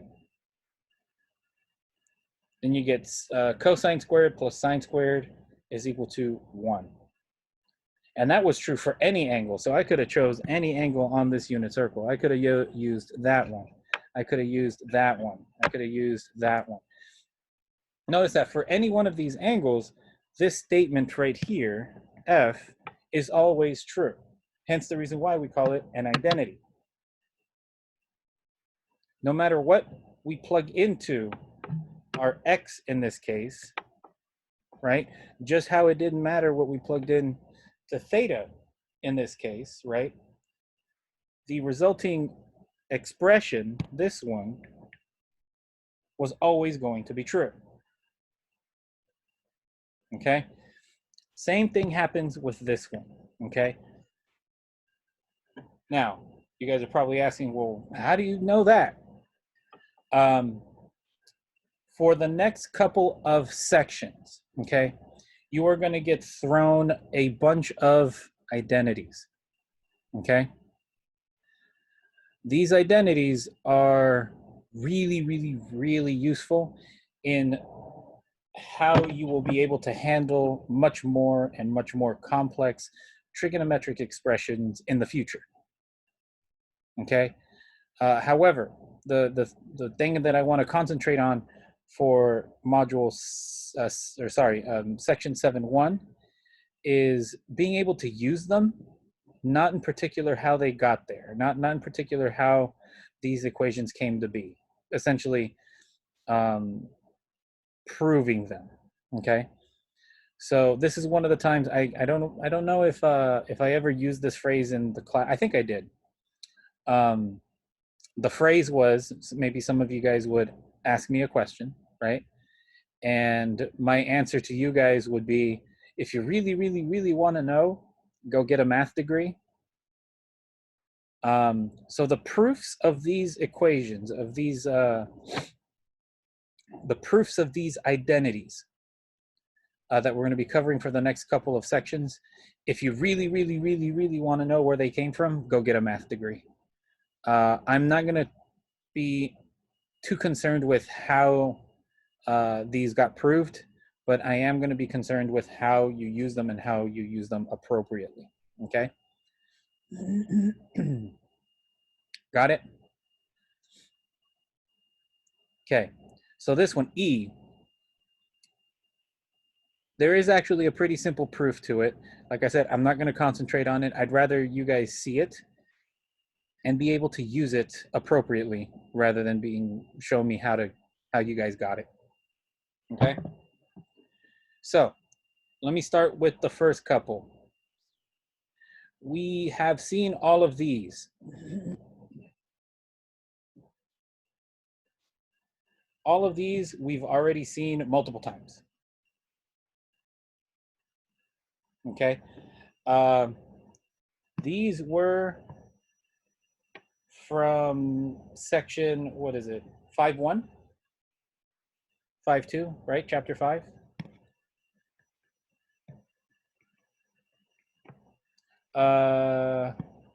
These were also from chapter 5, right?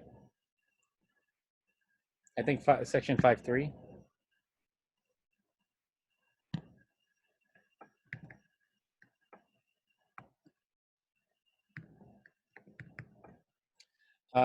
Actually, all of this is from chapter 5, really. Okay?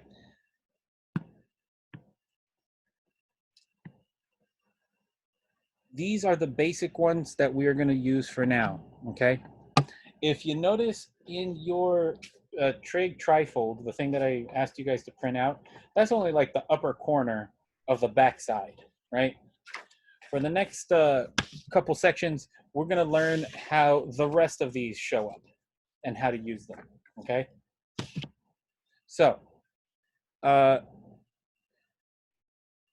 the way that we're going to do it is we're going to start proving other trigonometric identities, okay? There are 4 ways to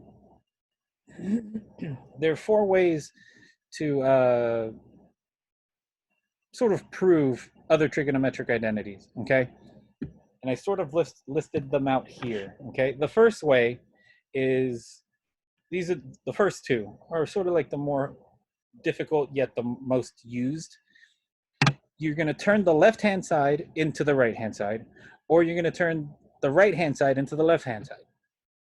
Either which way you want to do it is fine, okay? The third one is actually one that people don't use too often, but it helps, okay? Sometimes you might get stuck in turning the left-hand side into the right-hand side, or the right-hand side into the left-hand side, okay? So instead, what you do is you turn both sides into a common expression. Does that make sense? So you will reduce everything down to, on the left-hand side, you will reduce everything down to some x squared, right? But you don't know how to turn that x squared into the right-hand side. So you grab the right-hand side and start reducing that to x squared, okay? If you get down to that, you've proven the trigonometric identity. So you don't have to go on any further, okay? And this one is sort of the nicest one of them all. If you reduce it down to a trig identity that you already know, then you've sufficiently proved the trigonometric identity that you needed, okay? Okay.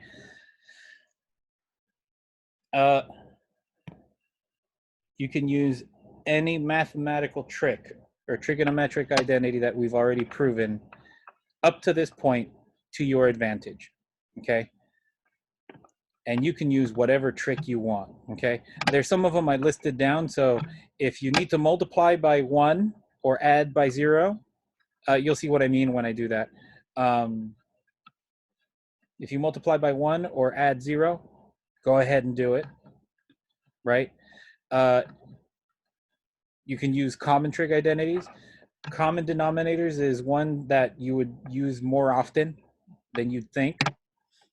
And the last one, conjugate an expression. So if you guys remember, the conjugating of the expression is, I'll actually show you guys what I mean by that. Okay.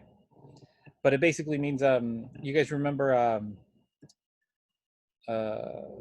when you had to rationalize the denominator back in chapter 3:1. So if you had, let me show you guys an example really quick of it. So if you had to do, let's take it back real far. 1 divided by 2 plus I. And the I was the square root of -1. Remember that? We didn't want to have an I on the bottom, so we had to multiply it by 2 minus I. 2 minus I.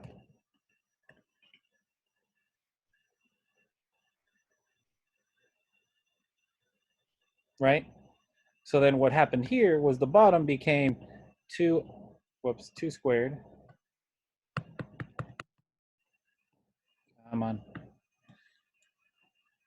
2 squared minus I squared over 2 minus I. 2 minus I over 5.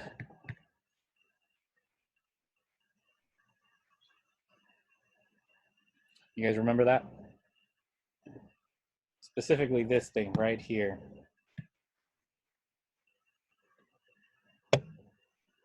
So here what we did was we conjugated, right? And we did it by multiplying by 1. So technically, it's essentially, right, this is 1 because it's dividing the same thing by itself. So we are essentially multiplying by 1. We're multiplying by a very nice one that does things that we want to do. That's what I mean by multiply by 1.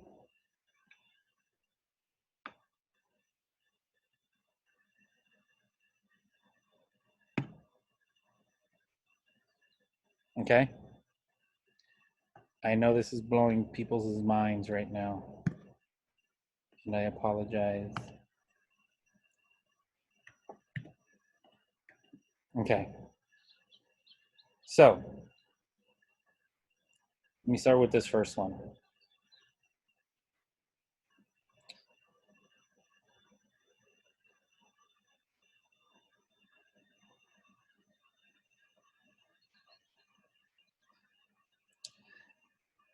Cosine divided by secant x sine x is equal to cosecant x minus sine x.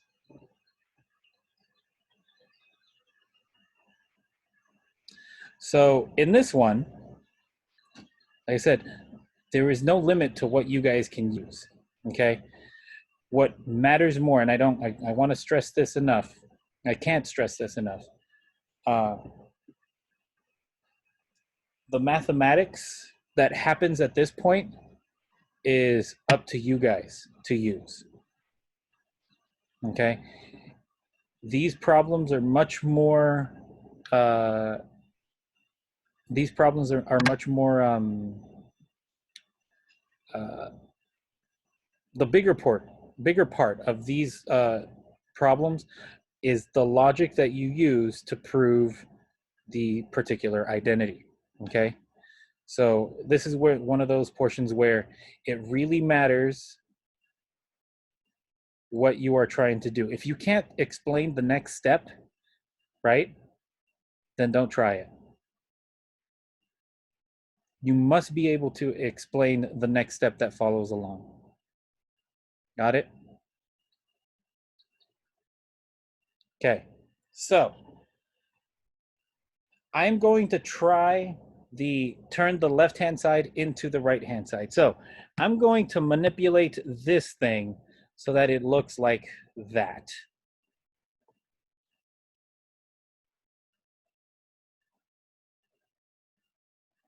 Okay? And I'm going to use whatever I want in order to do that. Okay?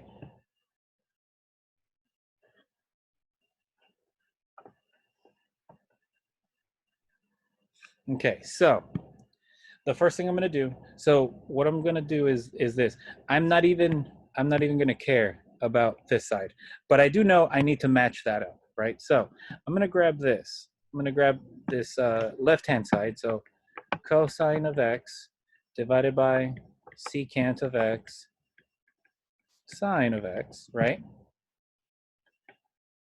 I am going to, and this is one of the tricks that is not in here, up here, but you can use.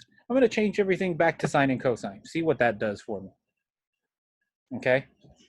So, whoops. So cosine of x is already cosine of x divided by secant is 1 over cosine of x times sine of x. Okay? This is equal to cosine of x divided by sine of x over cosine of x. Okay, so at this point, you think you'd want to change it to tangent. Actually, that won't help you very much.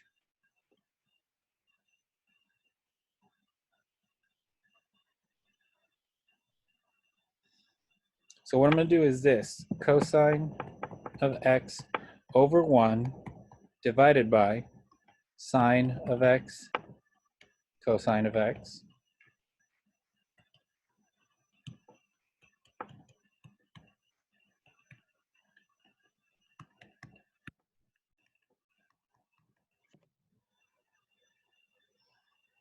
So remember how I was using,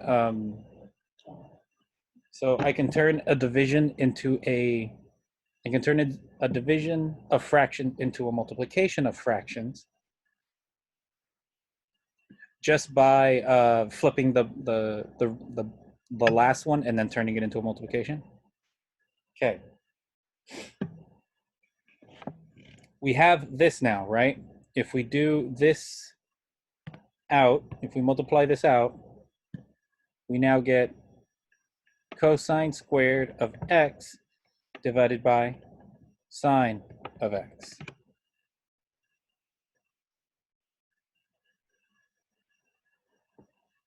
Now, remember, the goal is to make it all look like this. Okay? We need to, I'm trying to grab this side. I'm trying to grab that left-hand side and try to make it look like the right-hand side. So notice, I'm not there yet. I made it look like cosine squared x divided by sine x, okay? But the idea is still, we got to turn it into it, right? So I want everybody to notice what I'm going to do here. This is one of the tricks that that you might need to pull out, right? Sine squared theta plus cosine squared theta is equal to 1, correct? I can grab sine squared theta and move it over to the other side. I have now cosine squared theta is equal to 1 minus sine squared theta. And this is another identity that we're going to be using. So you can grab one identity that's already been provided and change it to meet your needs. So in this case, I needed cosine squared. So I changed cosine squared. So this now becomes 1 minus sine squared theta, because I solved it over here, divided by sine theta. Or sorry, x. Let me keep the variables the same.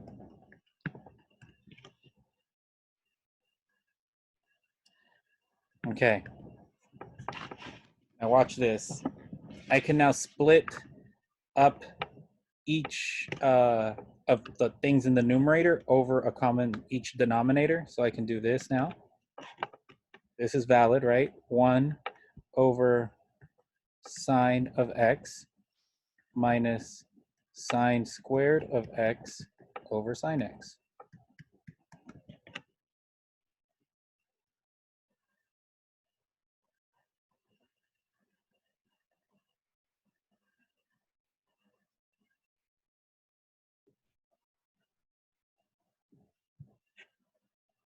Okay. And now I have, like I said, you guys can stop me in the chat if you need to, okay? So at this point, there is 1 sine on the bottom and 2 on the top, so that cancels one of them out, right? And now here's the last bit. So 1 over sine is cosecant. And then we had 2 on top and then 1 on the bottom, that cancels, minus sine of x. No, look what ended up happening.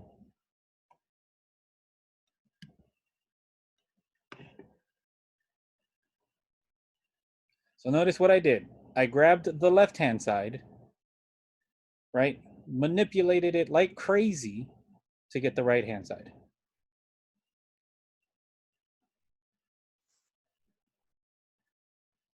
The math that I used, right, was all secondary. It was all based on the logic. I needed to explain my next step. Wild, I know. But the point behind this all is, yeah, frustrated me so much, yeah. If you guys watch, what's that show called? The Big Bang Theory? There's that one episode where all 3 of the guys, Sheldon, the Indian guy, and the other little short dude. There's that episode where they're looking at a board. They needed to solve a big, huge equation. They're looking at the board and they're trying to figure out what the next step is. And it's all being played to Eye of the Tiger. And it's just like changing shots of them looking at a board. That's what this is. You are not expected to know every single trick. You are expected to be able to prove them outright. Now, will you get it on the first go? Hell no. Okay?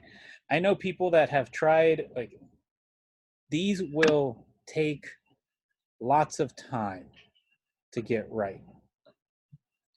This will take a lot of try it. Nope, this is not taking me anywhere. Let me backtrack, right? And then I try something else, and that didn't work. And then I backtrack.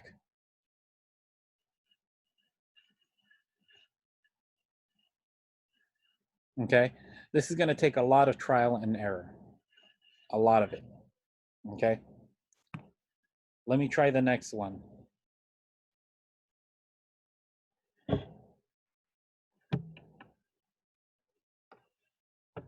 So all of this, all of that left-hand side reduces to cotangent somehow.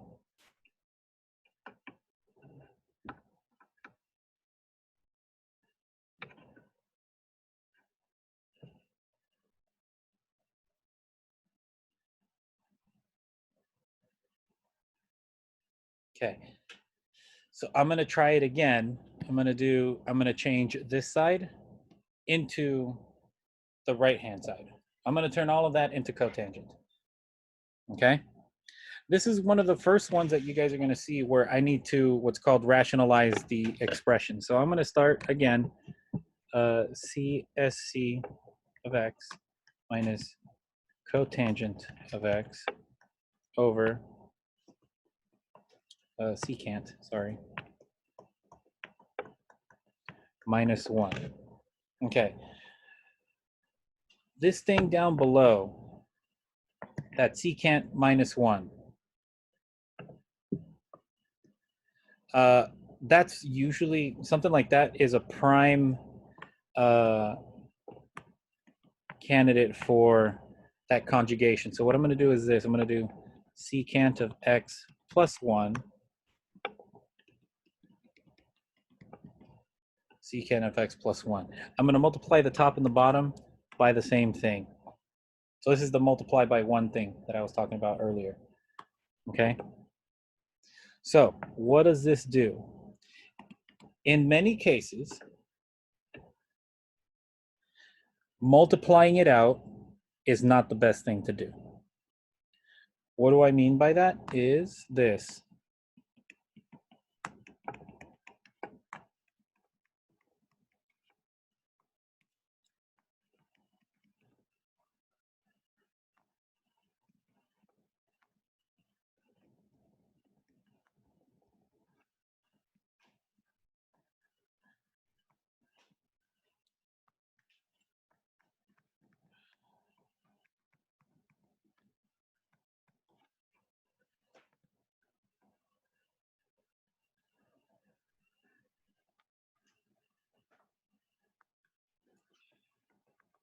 I'm going to leave the top just like that. I'm not going to change anything. I'm just going to leave it just like that.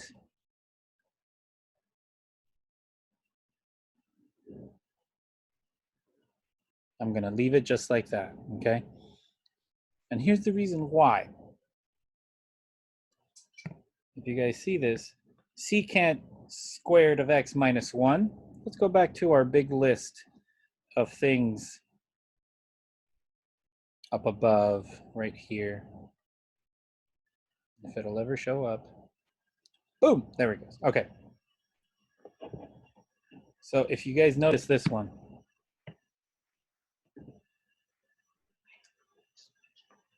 Oh, my phone. If you guys look at that one, right? I can grab that plus 1 and throw it over here, right? And that'll produce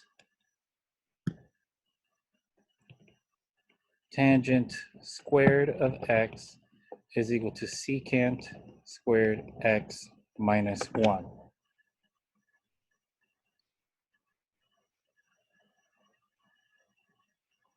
And that's exactly what we have down below, right? So let me write that down over here. I'm going to write it sort of off on the side. So tangent squared x plus 1 is equal to secant squared of x. So then tangent squared of x is equal to secant squared of x minus 1. Okay?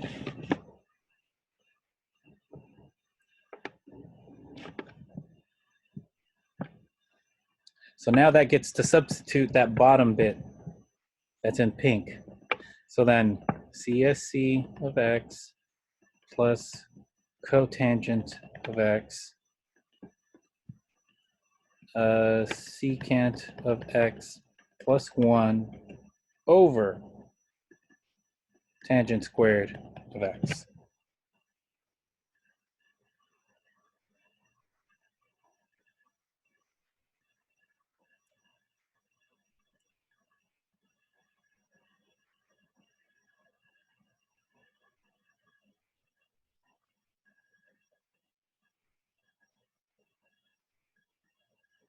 Okay. Now what I'm going to do is I'm going to separate out these two as a fraction. So I have this going on now. Secant x. Notice that all the stuff that I'm doing here is completely math legal. I know this is a bunch of voodoo math.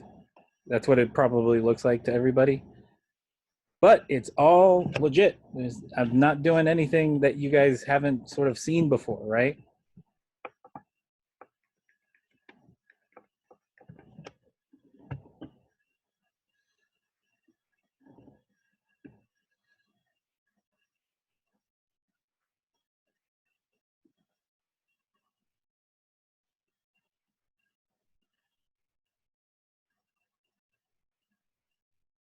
I'm going to separate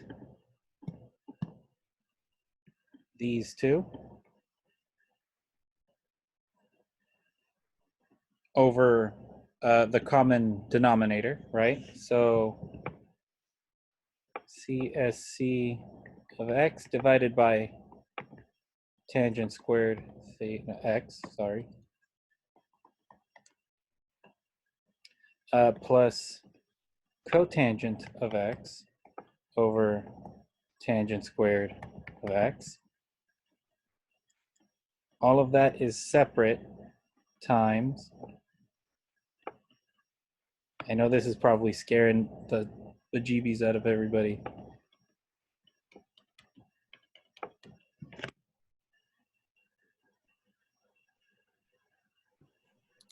I have a question on the secant x plus 1. Uh-huh. Why doesn't that get divided by tangent squared x?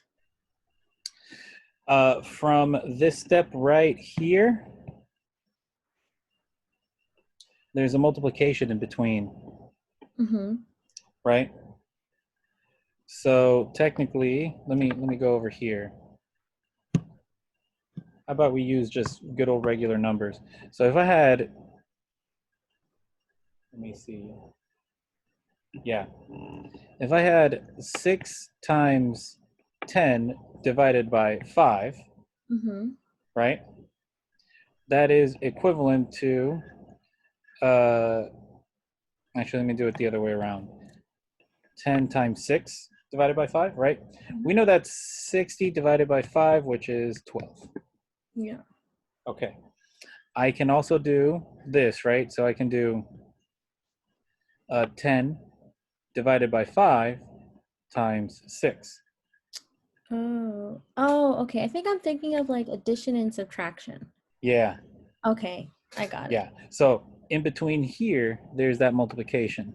Uh-huh. That's why I'm separating it out. That's why it's not being divided by tan squared. Okay, but like in the last problem, because they were subtracted, they both got the same denominator, right? Exactly, right. Okay. Yeah. See, this is what I'm saying. This stuff right here, it's not like you guys haven't seen this, right? But you've never seen it used this way. Yeah. Yeah. Okay. Okay.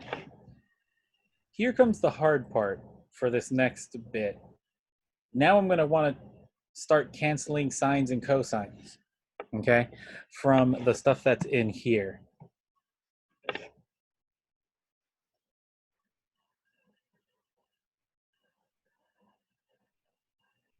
Okay, so this is equal to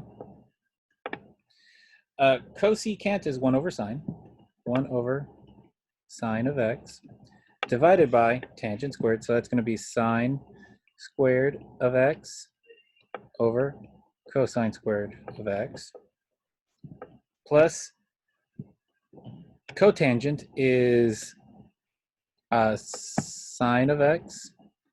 Oh, sorry, cotangent, cosine of x over sine of x. Oh boy.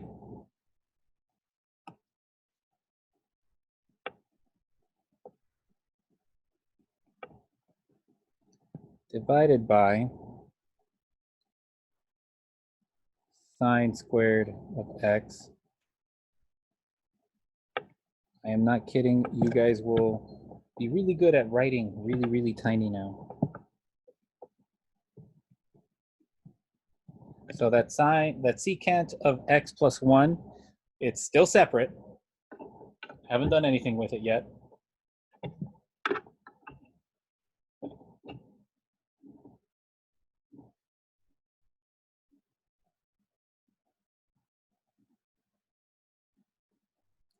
So now, we are going to see what the heck happens with all this other stuff.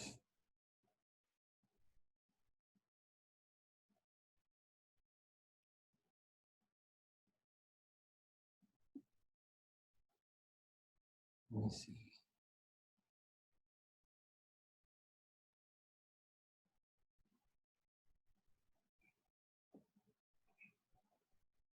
Yeah. Okay.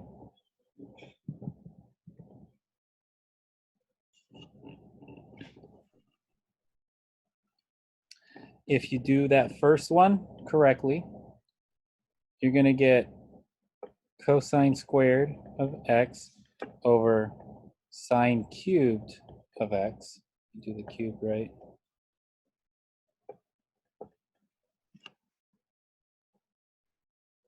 Plus, if you do that second one,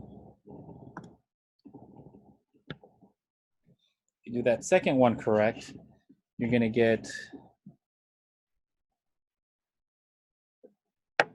what are you going to get? Let me see. You're going to get plus 1.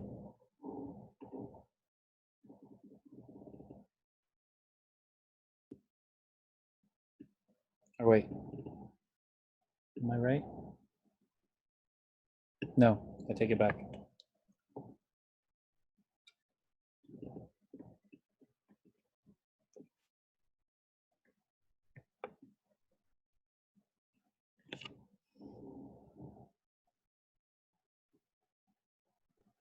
There we go. Yep.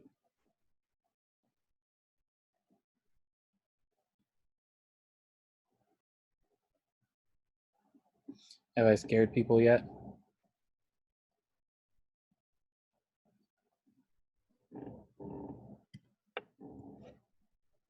Yeah, I know.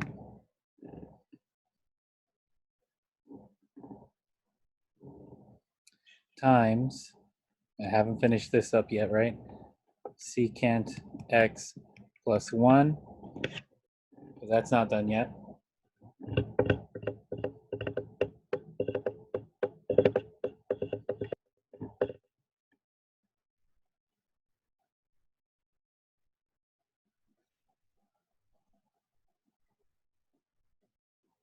Okay.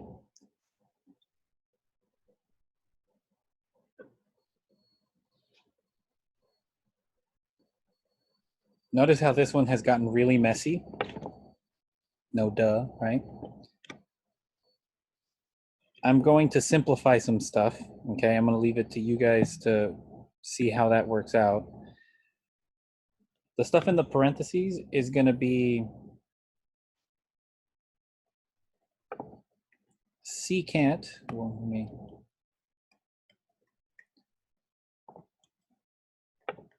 secant of x times cotangent cubed x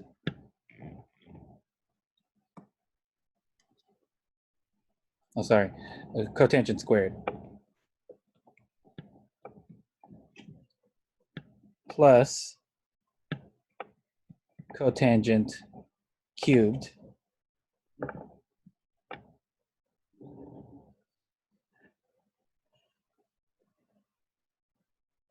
this one's getting real nasty. Woo! Haven't done one of these in like ever. Oh, secant.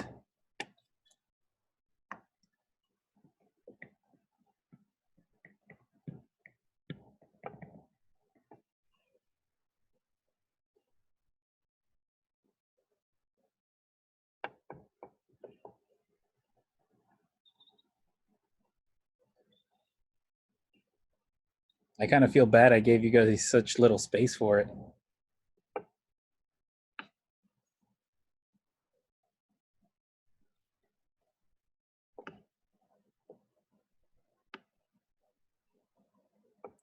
I'm gonna have to keep going over here. You might need to add this on a separate piece of paper now. So I can pull out from here. I hope people are still following along here. From here, I can pull out cotangent squared.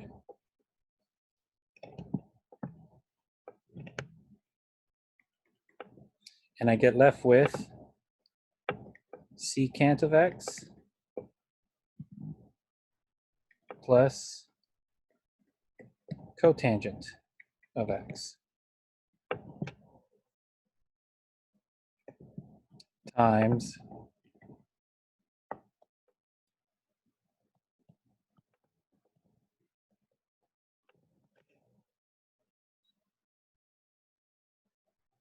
didn't I?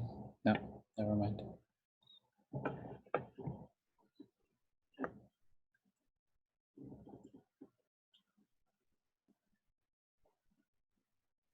Something tells me something went wrong.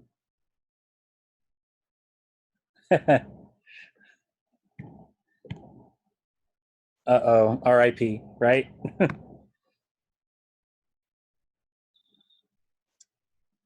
Something tells me something went wrong.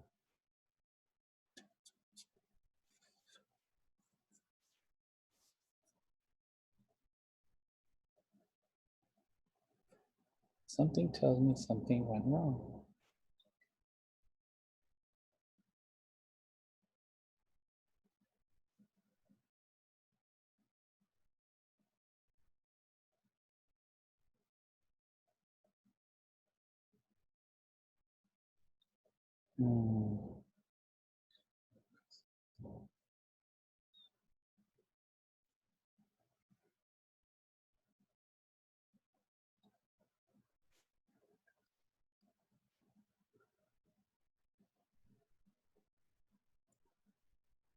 No, it's all legit.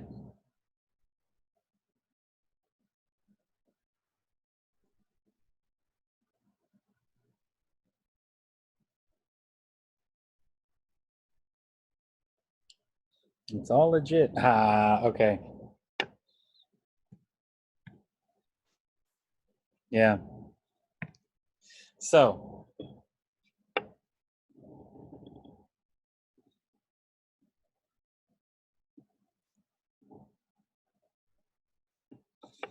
actually, this is a good lesson. This is a good thing. So notice,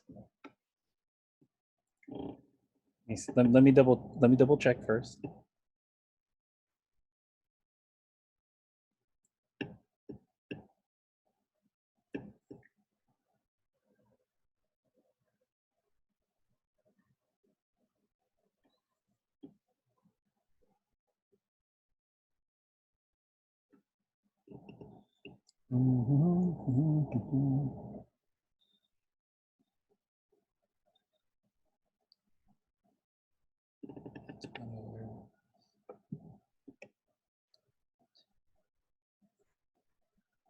Oh, that's why.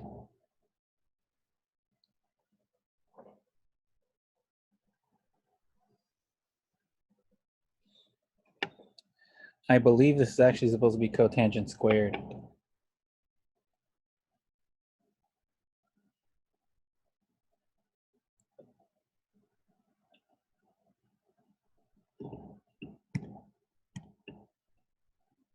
F, yeah, I know. All right, but still, this is still a good lesson. So this is the thing that I wanted to. So who was it? I think it was Miguel. F for the boys, yeah. Yeah, Miguel. It was Miguel that said it. So he said, "Are we expected to know every single trick? Hell no." Notice how my internet connection is unstable. I wonder why. Okay. Notice how I got to here and I'm like, yeah, something's not going right because this is getting horribly big, right? Okay.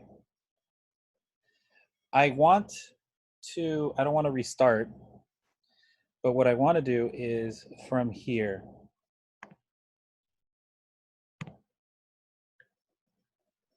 From this step right here, from this step right here. So notice I went one direction. It wasn't simplifying very nicely, right? Now, if I would have kept going, yeah, it probably would have simplified. I would have been using way too many tricks to make this even like short, right? But so what I'm gonna do is I'm gonna start with that line right there. So I'm gonna go, I'm actually gonna go move down here. CSC cosecant x plus cotangent of x times secant of x plus 1 over tangent squared of x. I'm going to start with this line. And hopefully this proves a point that you were going to try different methods to try to solve these things. And sometimes one of them is just going to get past you, and it's going to be much simpler to do it that way. Does that make sense?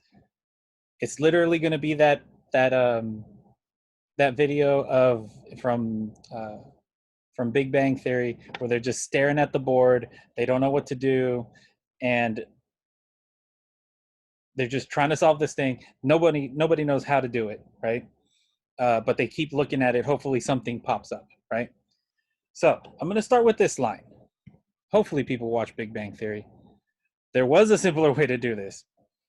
And this is the thing that skipped over me just now. So watch this. Watch this. Don't erase it. Leave it. So I'm going to do this. I'm going to go ahead and do equal meh. Too much work. Because I can see that this is not getting me anywhere.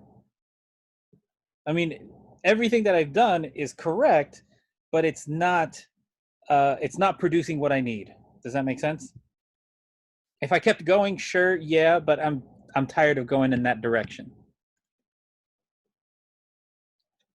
So I'm gonna leave it. I'm gonna leave everything that I've written down for now. But I want to, like I said, I want to continue from this line right here. Okay. And what I'm gonna do is I'm gonna distribute from here. I'm gonna do this times this, this times this, this times this. You guys remember this, where you have to unfoil?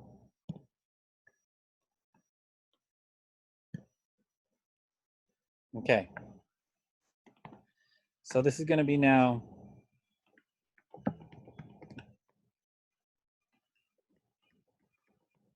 those two times together, right? Plus cosecant of x plus cotangent of x times secant of x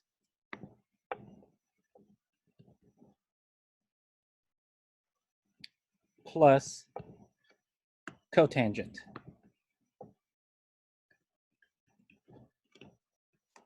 All over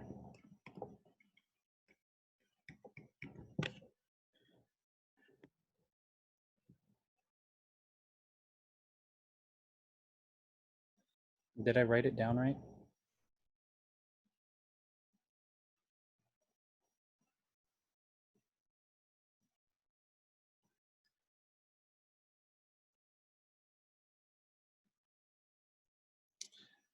Oh my God. You guys see the mistake that was made?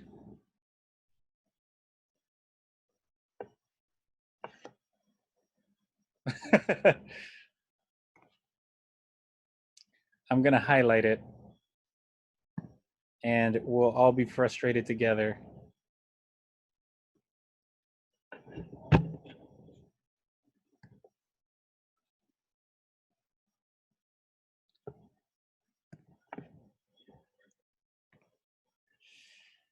Oh man.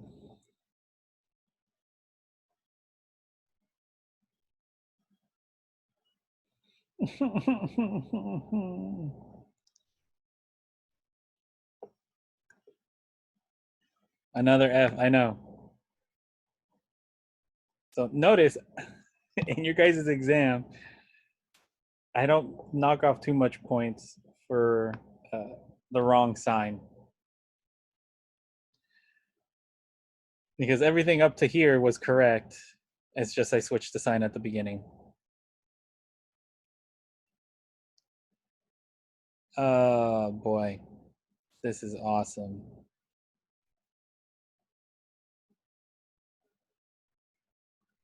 And you know what? That would have simplified a lot.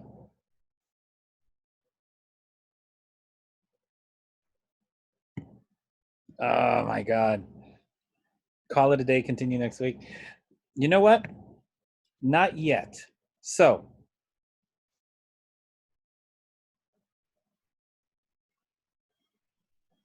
let me see.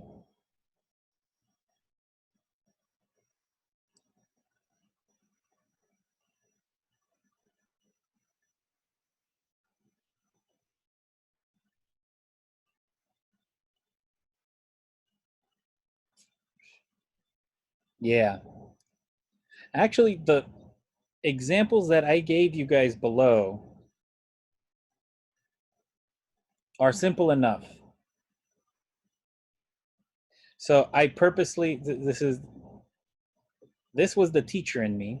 I chose a very difficult one, and I had done it before, and it came out. I got the right answer. But because I switched the positive and the negative that I didn't notice, that's why I got it wrong. Okay. So what I want to do is, in the meantime, what I want to do is I'm going to let you guys break out into your groups. Okay. And these don't have numbers. 1, 2, 3, 4. I'm going to break you guys into your groups. Hopefully nobody jumped ship. A couple people did. I don't blame them.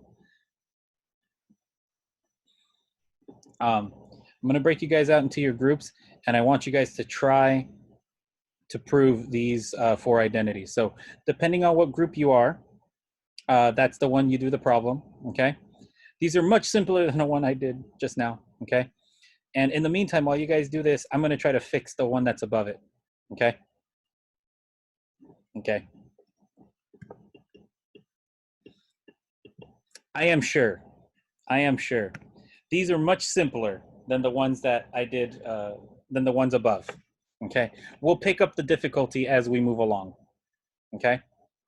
So I'm going to break you guys out into your groups, and I want you guys to try to verify the following identities that I just put for the quick check, okay?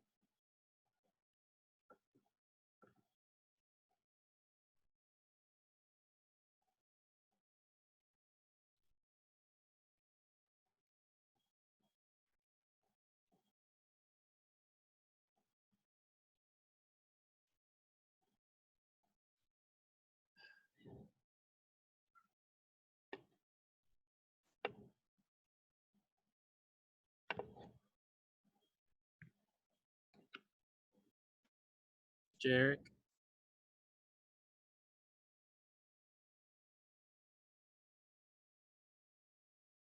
Thumbs up, thumbs down. Yeah, I lost people. I I got sleepy. Oh my god. I got sleepy when you were doing that other problem, so I was like, huh? Yeah, no, I need to find the notes where I wrote it down because I got it, but this was like 4 or 5 days ago, so I don't know where the hell that piece of paper went. So I'm at the point where I broke it down because I'm just Which one are you doing? the first one. The very first one. It's cosine and then over 1 over cosine. Right. Do I put it on top? Then so it's cosine squared and Exactly. sine squared. Right. Then I have to make that equal to 1, right? Well, technically you're done. So Done? cosine squared plus sine squared is equal to 1, Oh, isn't it? okay. So yours was the example where you messed with the left-hand side, right? Mm-hmm. And you made it look like a trig identity that we already know. Yeah. Right? So yeah. Okay. That's what I was saying, like the example that I was the second example that I was working with. Yeah. That example was that example was a hard one, and I chose that one so that people can see that sometimes you do one thing and it doesn't work, you do another thing, it doesn't work, you do another thing, it doesn't work, and then finally at the very end you try like a fourth thing, and that's the thing that works. Or like me, it keeps on not working. Right, exactly. So for these are a little simpler. So yeah. Well, when I got that, it's like, wait, what do I do now? yeah, but I mean, you simplified it down to a common one. You simplified it down to sine squared plus cosine squared is equal to 1. All right, so that always equals to 1. Yeah, that always equals to 1. Okay, so you don't Yeah. have to make it look like the other side. Nope. Or Mm-mm. okay. So remember the Oh, rules that that was we had. that was the rule that you had earlier when like wait, I had the page up. Yeah, it's above the examples that I just tried to do and failed miserably. I had it. Where is it? Okay. Yeah. So you turned the entire expression into a trig identity that we all know. Yeah. That one expression you did earlier when you're doing that big math problem. Yeah, I know. Oh no, that's What? the first example actually. You Yeah. highlighted orange. Highlighted orange. Oh, yeah. Yeah, that thing. Yeah. Okay. All right. I'm gonna Okay. go mess with another group. See how they're faring. Okay. I'm pretty sure they're all like, I don't know what the fuck we're doing, but I want to poke at them anyway. Okay. All right. I'll be back. Thumbs up, thumbs down. Do you guys hate me? I'm sorry. I'm just a messenger. I don't even know where to start, to be honest. Which one is yours? The second one, tangent Second one? plus cotangent, I think, equals Right. secant times cosecant Mm-hmm. or cot, whatever. Right. Uh-huh. How about changing it to sine over? So tangent. Mm-hmm. Try changing the left-hand side into sines and cosines, and you might need to do common denominators. Okay, Does that make sense? a little bit. So for the left-hand side, did you change tangent to sine over cosine?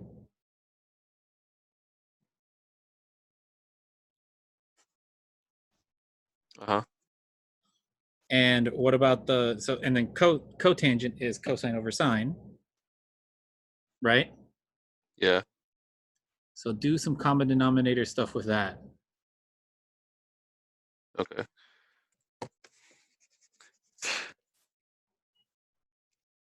Okay, I'm gonna mess with another group. I'll be back.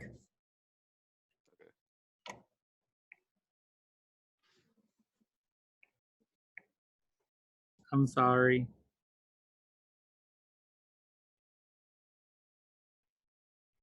I'm now really curious how the hell that I do it like 4 or 5 days ago.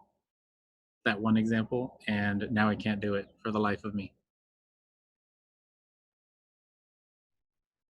Thumbs up, thumbs down for you guys.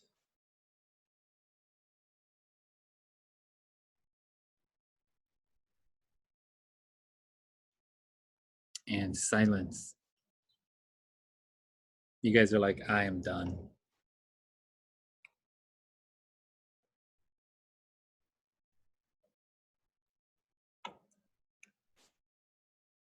Yep. Yeah. I think I need to fix that one problem so that I can show you guys what the heck the idea was behind it. But I still wanted you guys to try it. All right, let me go check one more group and then I'll call you guys all back. Do you guys hate me?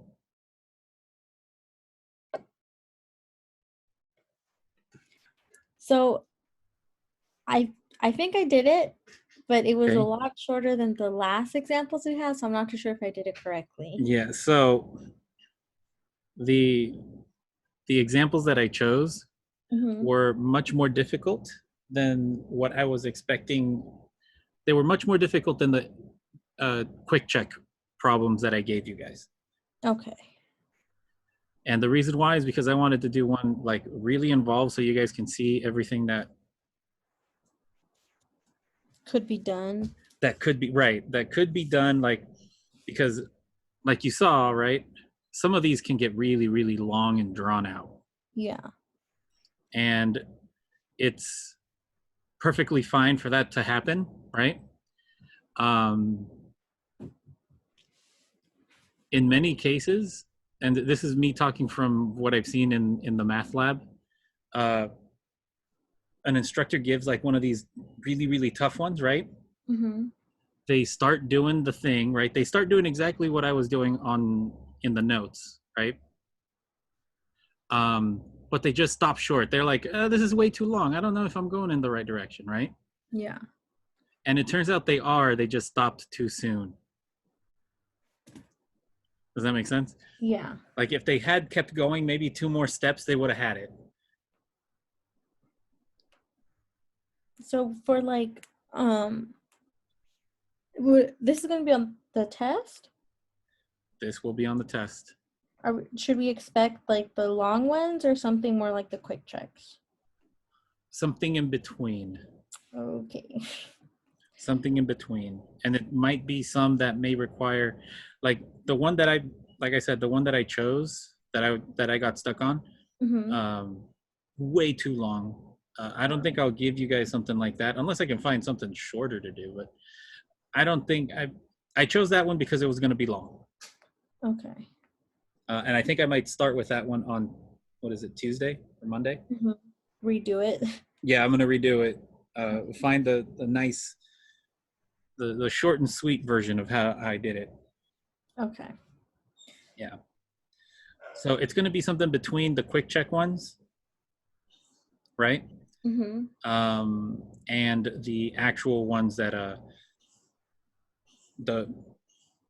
it's something between the quick check and the long one that I tried to do just now. Okay. Yeah. Okay, let me call people back because class is almost over.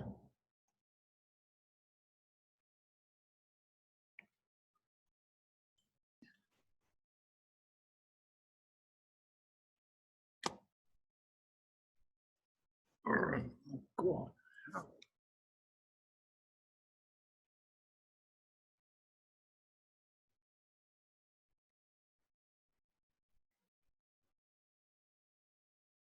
People just leave? Yeah, people left. Okay. Well, let me just double check the breakout rooms. Oh, there's still people there. Okay, half a minute left. Let me just do a quick announcement. Just let people come in. About half a minute left before it closes up on them.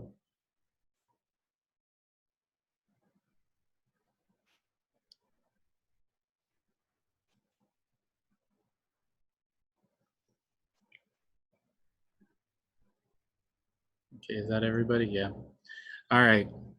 I need to go back and fix that one that I now have no idea how I did it back in the day. And like I said, I did it 4 or 5 days ago, and I don't know how I did it. We'll go over this on Monday. The ones, let me restate because people have been asking this. The ones that I gave you guys in the quick checks were easy. So on the test, expect something a little harder than the ones that I just gave you, but a little easier than the one that I tried to do. Okay. The purpose behind me choosing the one that I did to try to do it is to show you guys how long and drawn out and complex and really sort of taxing these kind of problems might be. I wanted to show it all, right? And it just so happened that I couldn't get it on that one time. So I'll find the appropriate proof for it probably later on today, and I'll start with that on Monday. Okay. Besides that, I've opened up, I've put up everything for chapter 7 already, so you guys can go ahead and push on with that. Besides that, I'll see you guys Monday. I'm sorry. Okay. Could you give me the late passes? I thought I did. I was doing late work yesterday and it only said I had 30, so. Okay, let me, don't leave. So I was just doing the, just the chapter 6 stuff. Which still made me have to do one late pass for some reason. Even though it was the same day where it's due. Oh, well, I'll check it. Mm-hmm. That ticked me off. Oh man.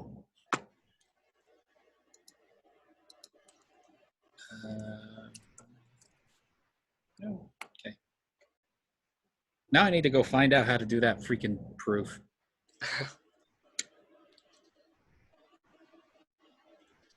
Okay. Come on. I'll check again if I have more or not.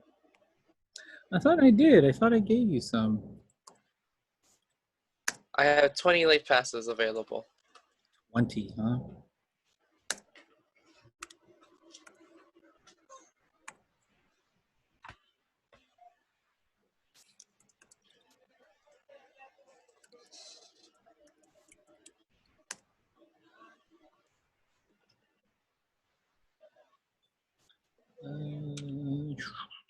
Grade book.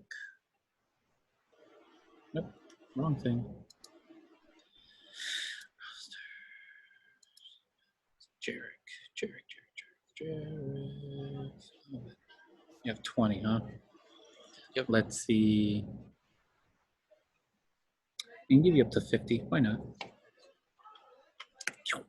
Okay. Okay, that's good for like 3 more assignments. 3 more assignment, yeah. Okay, there. I gave you 50. Okay, thank you. Mm-hmm. All right, have a good day. You too, man. See you Monday. See you.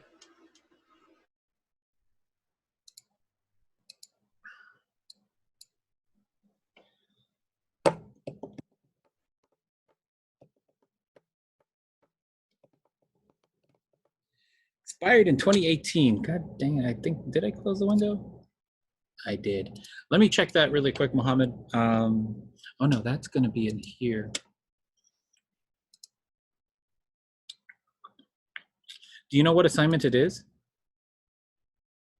It'll narrow down what I need to look for.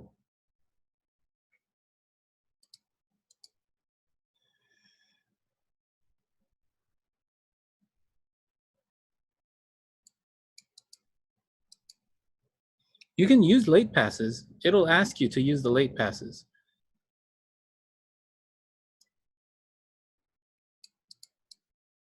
Okay, let me check that. Let me first check for Mohammed's video assignment showed as expired in 2018. Which one is that?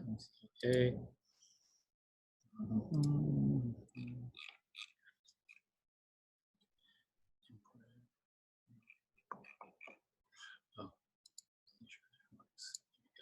Okay.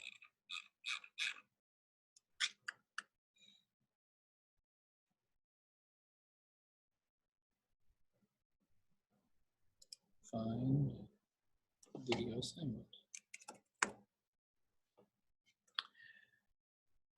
6-1, 6-2. Oh, there it is. It's assignment 6-2.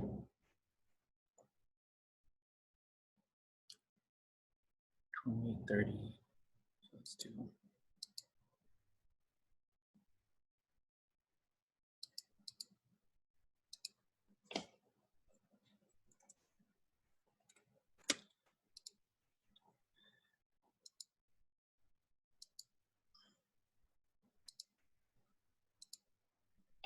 Okay, Mohammed, I just fixed it.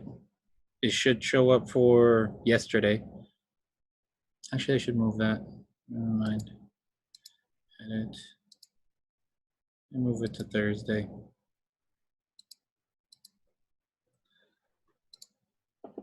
So it's up for tomorrow.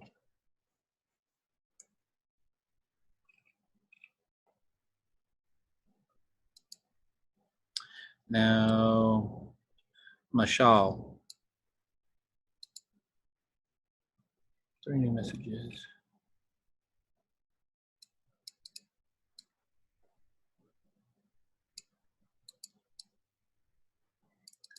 Set the time for chapter 5 and 6. I can't extend them. You can use your late passes on them.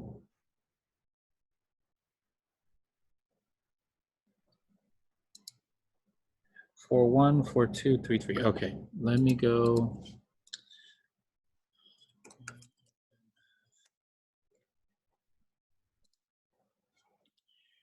Roster. Mashal.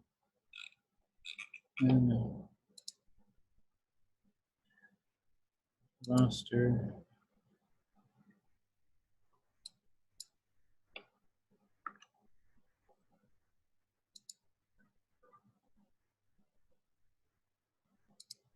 No, it has to be Greek. Okay, so Mashal.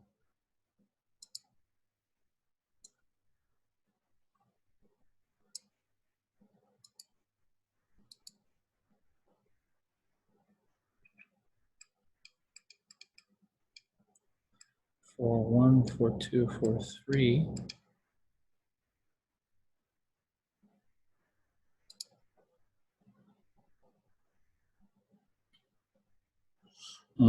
Okay.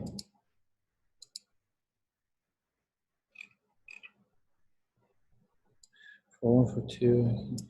Okay, so it turns out you clicked on review mode for 4-1. So I cleared the review mode. You can use your late passes there.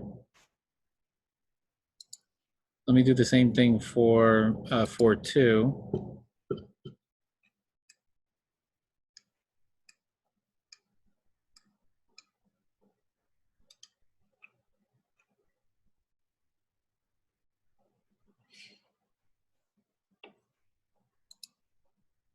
Yep, you clicked on review mode. So if you want to use the late pass, you can't click review mode. That essentially gives you the answers. So now you have the answers for the homework. Technically, I'm not supposed to let you do them, but there's no other way for you to do them besides this. So make sure that, and then 3-3, I think you said. There we go. Make sure, well, for 3-3, you have a full points already, so I don't think you need, let me see, 3-3.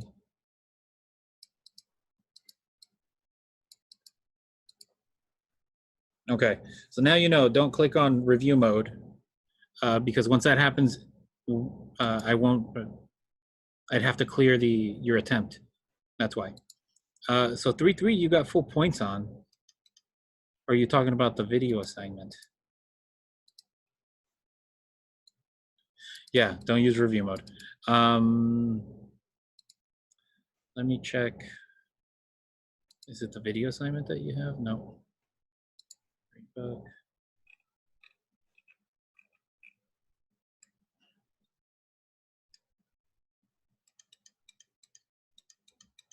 3-3. Yeah, you have a perfect on 3-3.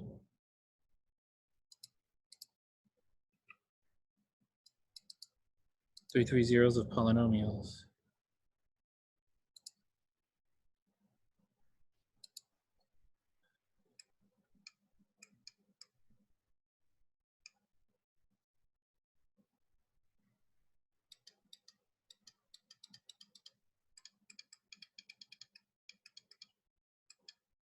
That's 3-6. Haha.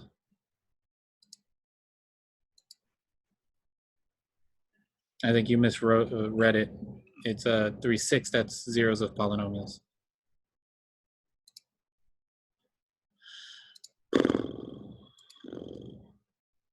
So I think that's it, Michelle.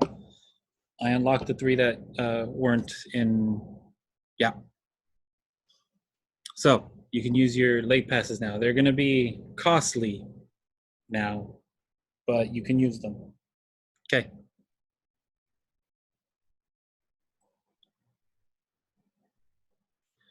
Oh boy. All right, you guys. Anybody else have questions before I end the meeting? I have to go eat. I'm so hungry. Yeah, I know. It must have. I must have thought I did it, and so I usually use my email to tell me what I need to do. I must have. Yeah, I must have clicked on it, and I must have clicked on it, said I was going to do it, and then I haven't. Yeah. Same to you, Michelle. Have a good lunch, and I'll see you on Monday. Oh, until when?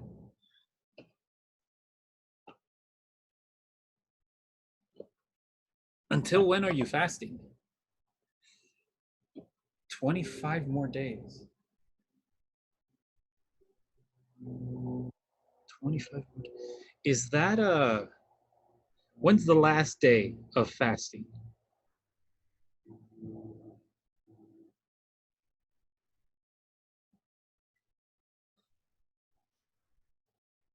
Is it May 25th?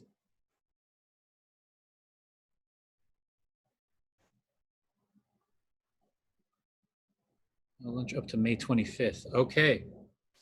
So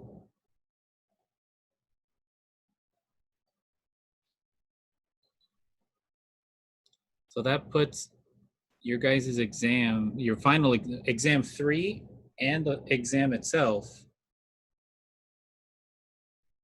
Yeah, exam 3 and the final during your guys' what is it? Are you guys doing Ramadan. Is it Ramadan? Yeah. Okay. So then I wonder how many instructors know not to do that. Okay, so that means you might need to. This means you might need to. We might need to figure out something separate for you guys, so you guys can either take it early in the morning, or later in the afternoon. No, early in the morning is fine. I think. Do you think the time is fine for from at like 9:30? The time will be fine. Okay. Okay, just making sure. Actually, yeah, that's fine. I think for the third exam, I'm going to give everybody the entire time. And then for the final, you guys get the entire 3 hours as well. So my fear was that you guys were going to be taking an exam without eating. And if you don't eat, your brain doesn't work too good. Yeah. Okay, but the time is okay. Everything else is okay. Just make sure you eat a good breakfast that day. Yeah. Okay. All right.